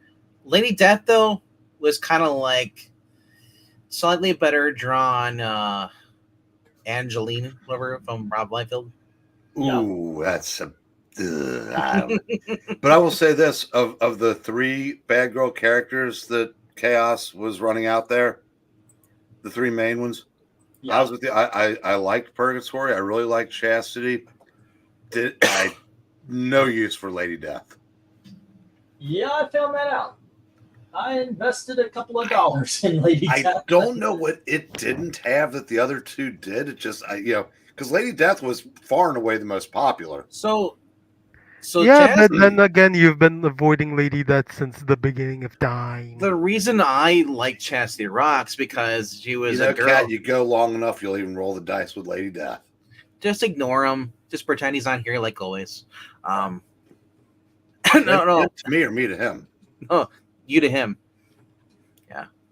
No, the reason I like Chastity because like it was basically she's a Dampier. Pretty much the concept where basically she was a girl that came from a broken home, moved to England, joined the punk scene there in the 70s, ends up I see this guilt trip needs repaved. Would you prefer blacktop or is this a full new concrete situation? Wait, what are we talking about?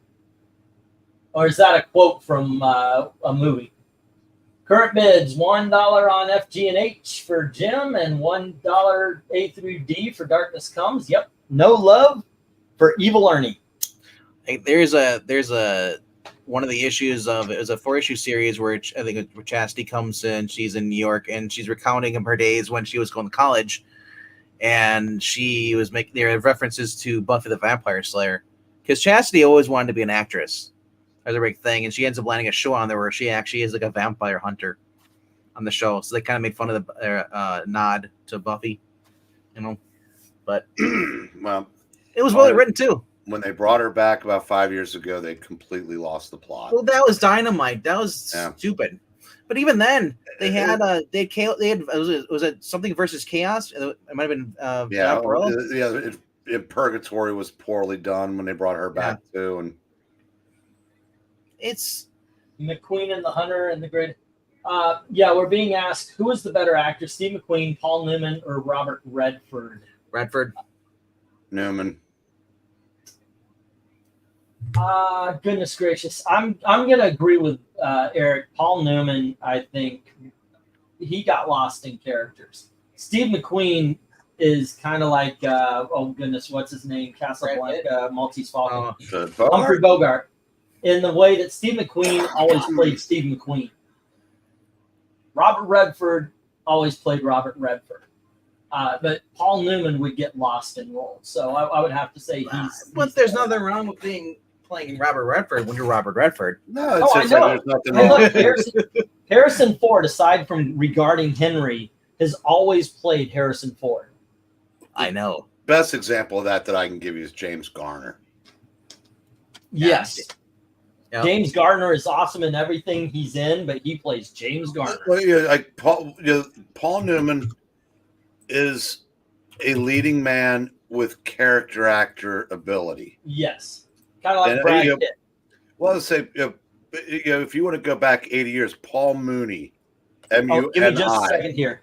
All righty. So we have Darkness Comes getting the Nexus and Jim getting the Mystic and Evil Ernie getting the boot. That's right, Ernie. We don't like you. All righty. Cary Grant was always Cary Grant. Yep, and I'm a big fan. What about Gregory Peck? I'd say Gregory Peck is an actor. He's not just a celebrity. Well, neither is any of the people we mentioned, but I'd say he probably had a little bit more range than Cary Grant. Mm-hmm. Okay, let's see. Next is 2. Yes, you're absolutely, Brian. The support your local sheriff when he doesn't have, when the bars for the jail aren't delivered. I love that movie. So he puts the red paint right outside of the jail cell. What's that? Well, that's the blood from the guy who tried to escape earlier. So I like when the dad comes to get him and he looks at him. He's sitting there in a cell with no bars. Well, they ain't made a jail cell yet. Could hold our family. Well, they finally did, Dad. They got no bars on it. Hey, Jackson, can I just point out that when the person making the age joke is 34 years my junior, it's a lot better than 1. You old bastard. Let's see. Let me. Okay, I got all the things marked down. Alrighty then. You know what? Yeah, we had more books hit the floor than they hit the box, but it's been a good night. I most certainly appreciate everybody and their help and helping my family by participating in these auctions. You know, it's a good way you help out and you get some for it. Appreciate it very much so. Oh, hold on. There we go. Kat, are you still noise restricted or? Let's go through these things. Getting hammered out here. Why? Well, because it's been a while. Just like I rarely get to do my catchphrase. We haven't heard yours in a while. What is his? Maya. Yeah, we have. Other people have tried it. It's not the same. I know we got the original. That's why I asked. Yep. Alrighty. Jack Gillen was good in both movies as well. Let's see. Darkness Comes had Tomb of Dracula facsimile for 30. Captain Marvel 29 for 10. Marvel Tales 61, 62, 64, 67, 68, 70, 74, 75, 48, 49. $2 each.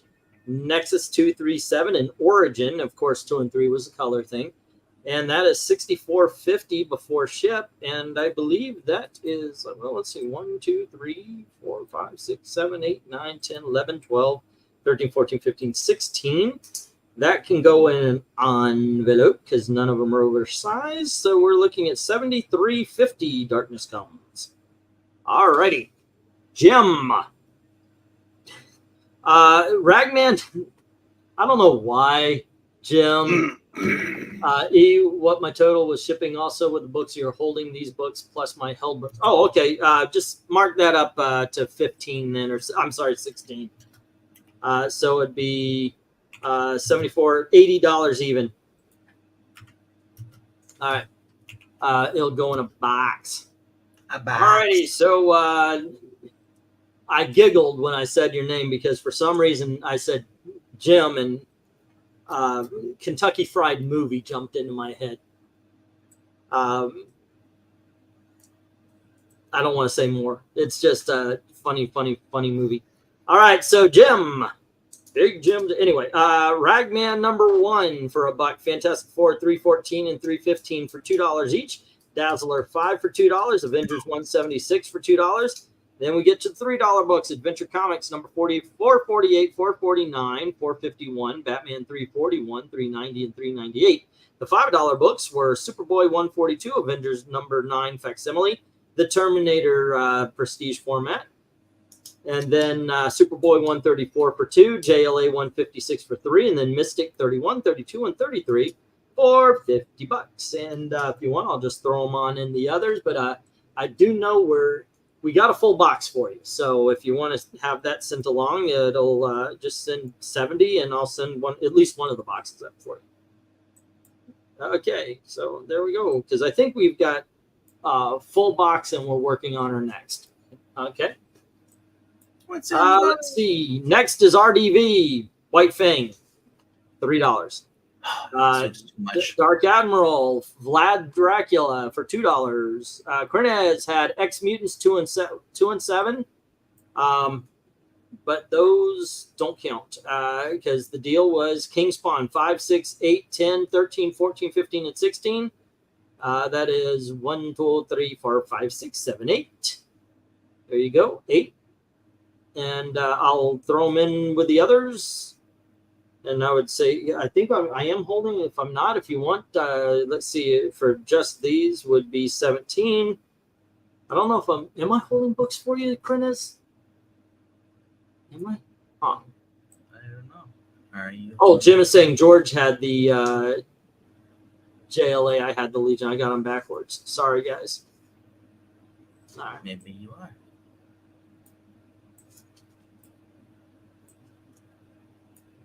Okay, JLA and Radiant Darkness, Jim. Jimmy Jim.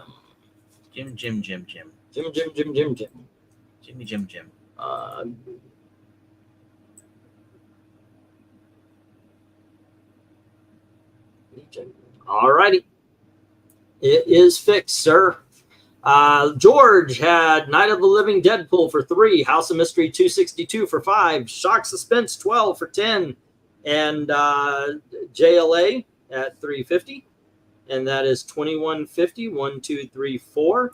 If you want me to send them along, I could send them along media, and that would be 2750.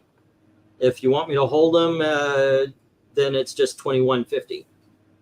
All righty. Ron Rugg had Star Trek 6 at 5. That would be 11 for shipping right away. If you want me to hold them, just 5.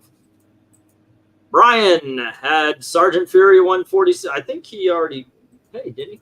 Sergeant Fury 146 for $1. Batman Bane for $1.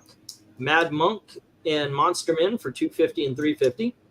The Fantastic Four deal was $240, $251, $254, $263, $276, $313, $317, and Quest Probe number 3 for $10. Great deal, man. Then Punisher number 1 for $3, Batman Colt number 1 for $3, Incredible Hulk Facsimile 181 for $5, Our Army at War 296 for $8, Punisher number 1 signed for $10, and Batman Spider-Man for $20. And that is 67. And that is 1, 2, 3, 4, 5, 6, 7, 8, 9, 10, 11, 12, 13, 14, 15, 16, 17, 18. That is right on that cusp, isn't it? So that's 9, and that would be 76. Trombones in a marching band. Don Haugen had King Kong at 6, and the sending it media would be 12. KRENIZ, we already went through. AU had Daredevil Annual number 6 at $1 and $282 for $1. Incredible Hulk 227, 229, and 210 for $2 each. And that is 2, 4, 6, 8. And if you want me to send them along right now, it would be 1, 2, 3, 4, 5. It would be 14. If you want me to hold them to fill out a box or an envelope, just pay the 8 for the books. Christopher Hobbs already read this off and paid. All right. Barbarian Kung Fu, Queen of the Damned 1 for $3. Movie Mars Attacks for $3. 30 Days a Night. That's $10, and that would end up being 16. I do believe we already dealt with that as well. And one Slick Dude. Wait, is that all you got? One Slick Dude? Or you skipped? I remember you skipped them a lot. No. Well, I thought he had more. I might have 2 sheets made up for him. Did you really only have a couple? All I've got is the Mr. Miracle and the Flash Gordon. Mr. Miracle for 20. That's Mr. Miracle number 2. Flash Gordon 2 and 6 for 10 each. So that's 40. And we could send that along media. So that's 46. And right now I'm hoping Gail did not, when she was cleaning up, throw away all my small boxes.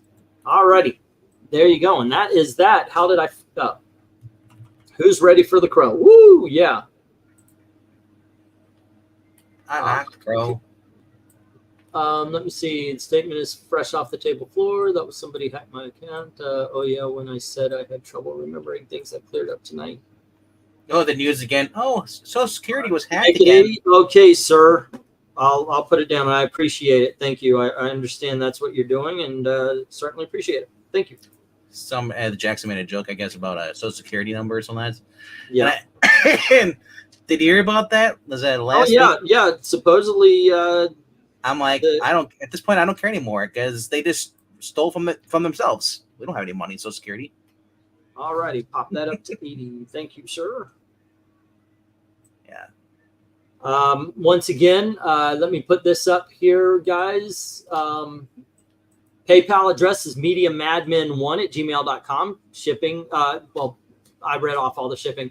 Also, there's a Ko-Fi link. If you have a hard time going through that, you can go through the Ko-Fi link, and yep, there you go. Also, Ko-Fi, I was wondering, since I don't do the giveaways anymore, what I was thinking is we'll make it so you control the channel. You can tell us, what videos, what subjects you might want if you join the $5 donations, whatever you want to call them, subscriptions. I don't know, but that would be one thing. Like if you want us to go back and do another book or whatever, so long as it's something I can do. Obviously, I'm not doing porn, and we can't do overly graphically violent books and such like that. If you want to see E play Fortnite. You know what? I'm not actually against that. I've never played Fortnite, but if I can get a hold of it, I'm stuck on Xbox One still.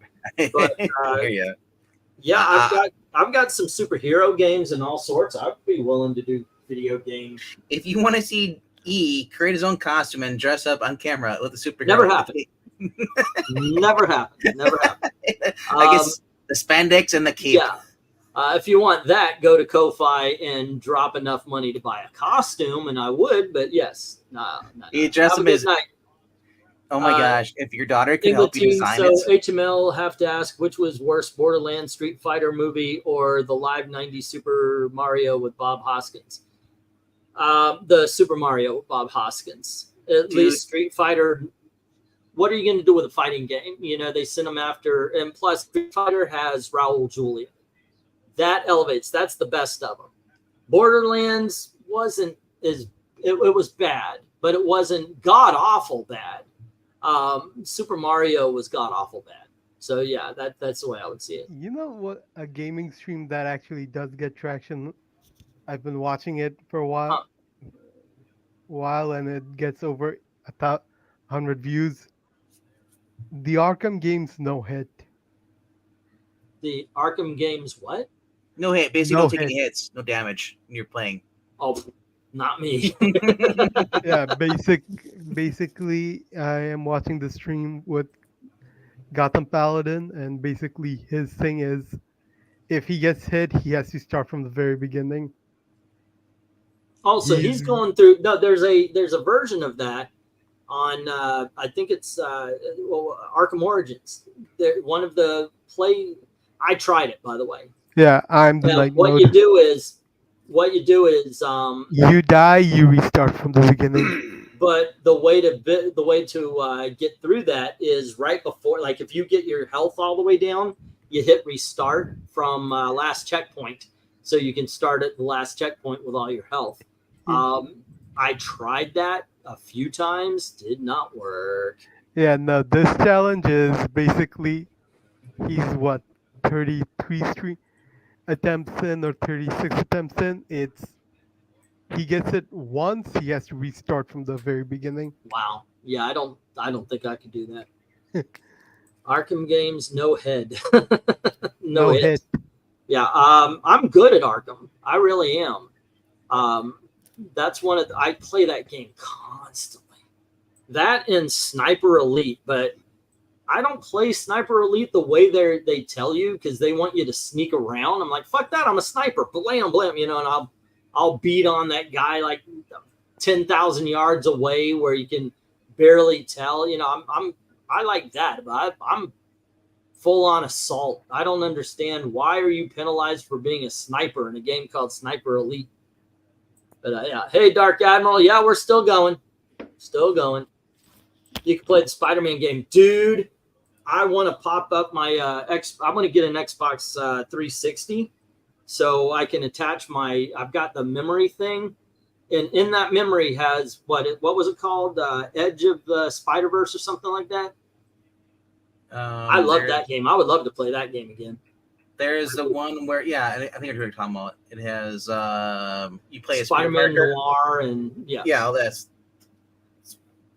There's also a Spider-Man Edge of Time. There's that one too. Yeah, Shattered Dimensions, Edge of Time. Shattered Dimensions, I think, is the one. Yeah, what you're talking about. Yeah, I do have an Xbox, and I've got the Punisher game. I've got the Conan games, Ghost Rider. I do have some all set up and ready because I was gonna. I've got all the Marvel pinball games. I love those. But yeah, I've thought about doing some video game videos and such because I mean, put a camera up, play them, talk about whatever the hell over it. So yeah, it sounds good to me. I am A-okay with that. But I am not a superior kind of gamer or anything. I'm very casual about it. I'm not like the, what do they call them, treasure hunters or anything like that. So, fun fact, Spider-Man game took the same gameplay fighting mechanics as Batman Arkham games. The developer admitted it with their fighting engine part. Okay. I just out watching The Walking Dead, so I'm out in the garage and was glad to have you guys listen. Okay, cool. Which season is she on? Because if you are not a fan of the comic books and you're watching that season with Negan, it stretched out for a while. E, did you see that Brian Stam said 2 texts ago that I sent the money? Oh, yeah, I'm sorry. Let me go check and make sure that everything is on the up and up. PayPal.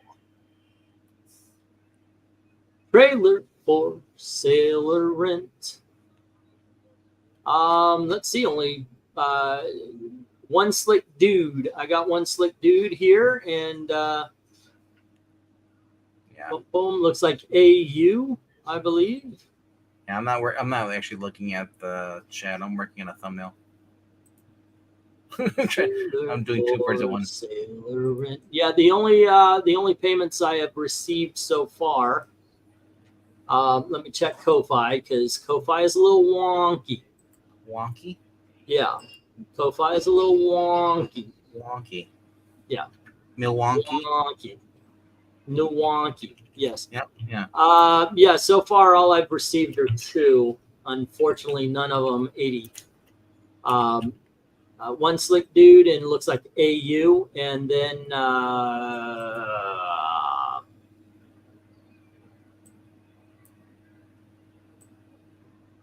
I don't know. It's a new person. Yeah, don't say names. $2. I'm not saying names. No, it's just for $2. I don't know. Yeah, but I'm not saying real names. No. I would never say anybody's real name on here. We're rewatching. Just started the Whisper arc. Oh. Yeah, I've watched Walking Dead through a couple times, and it does have a lull.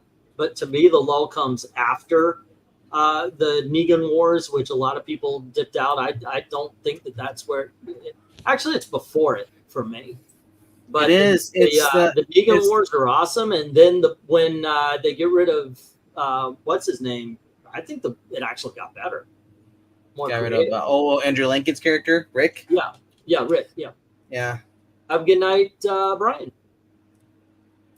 Yeah, Rick got annoying on the show. And then, especially if you want, like the new spinoff they had with Rick and Michonne, that was the worst out of the 3 spinoffs. I didn't care. I was like, dude, I'm done with Michonne.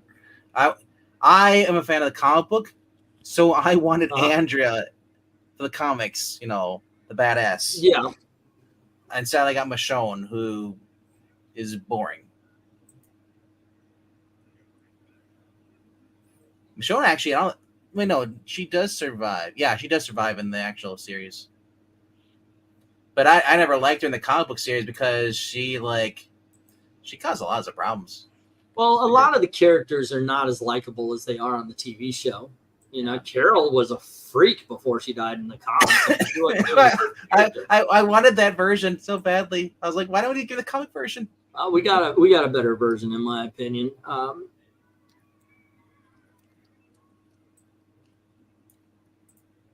my gosh. Yeah, I would have loved to have the Carol version, and then just the Gabriel. Oh my god, the actor, it just like his character, just wanted to go.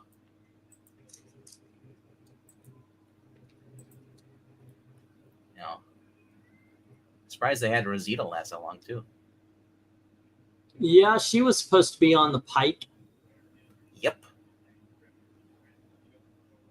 Along with King Ezekiel, who made it to the end. You see, I didn't mind that at all because, you know, hey, new shit, you know. Yeah, different because you don't know where it's going, but like, so sometimes that can be good. Sometimes that can just be like, oh my gosh, you just stick next time to stick to the source material. Let's see what is going on here. Because, yeah, I'm not seeing Brian at all. He may be actually waiting for me to send him an email or something. I think that's part of the thing. Trailers for sale rent. Rooms to let 50 cents. No phone, no pool, no pets. I ain't got no cigarettes. Alrighty, I'm just looking in and see how everything's going. Alpha was definitely, yeah, Samantha Morton really kicked ass on that role. That was hilarious last night, by the way, how Dalton never heard me before and looked so puzzled as to how my real voice sounded. Yeah, dude, once again, get your ass into some voice acting auditions, man. Let's see. Sint says, Jim, thank you, sir. She made it to the end. Alpha was definitely, I hated how they killed Rosita. I knew she died in the comics, but I liked your character. I agree. Okay, Night Everyone. Brian said make it 80, and I said money sent 80. Well, thank you, sir. I appreciate that. Yeah, Brian, I think, is waiting for an email. I got an email from him earlier. I think he wants to make sure everything's okay. I get it. Yeah, he's new here. So, you know. As far as Walking Dead goes, never should have killed off Sophia. Or Carl. Carl was the big one. I think that's when people lost. Yeah. Could have get Carl the happy ending when he's supposed to with Sophia, you know, at the end. Yeah. It would have been nice. But Sophia was killed before. And, like, for the comics, I get it. But yeah. Sophia in the TV show was killed before you could really get attached. But I mean, it would have helped out his comic. It was a horrible death. Yeah. It would have helped out Carl being in future. Good night, darkness. Take care, man. Be safe. We literally watched him grow up. Imagine him being the last one, you know, growing up. You know, and with these spinoffs, Carl, oh my gosh, it's just been awesome. I think so. They could have, because Carl became the new Rick. Yep. They could have kept going. As a matter of fact, with them, it didn't have to. There's a feeling that at the end of the Walking Dead comic book series, that they've got a hold on the whole zombie thing. Like the threat is still there because if you die, you become a zombie, but it's not like it used to be. Like they actually got a hold on how to create and build and live in a civilization. Well, like you said, then the show created new types of zombies with their spinoff stuff, the different shows. Mm-hmm. Walking Dead World Beyond, what nobody wanted to watch because it was beyond woke, but they said that they introduced where the origin is from. The virus started in a lab in France, you know, and they had a new type of zombie in there. And now we have the crawling and the zombies that can think, you know, which. So, yeah. How do you think The Boys will end? I say Ryan will be a wild card and play a role in Homelander dying, maybe Soldier Boy and Butcher, but I do think Homelander and Butcher will die. Butcher has to die. Yeah, he does. And I honestly, I think at this point now they've really just made him like a super now with all that crap. Which he's also this far away from being an actual villain. I think the sins are too great for Butcher, even in a show like The Boys, that narratively, I think he has to die.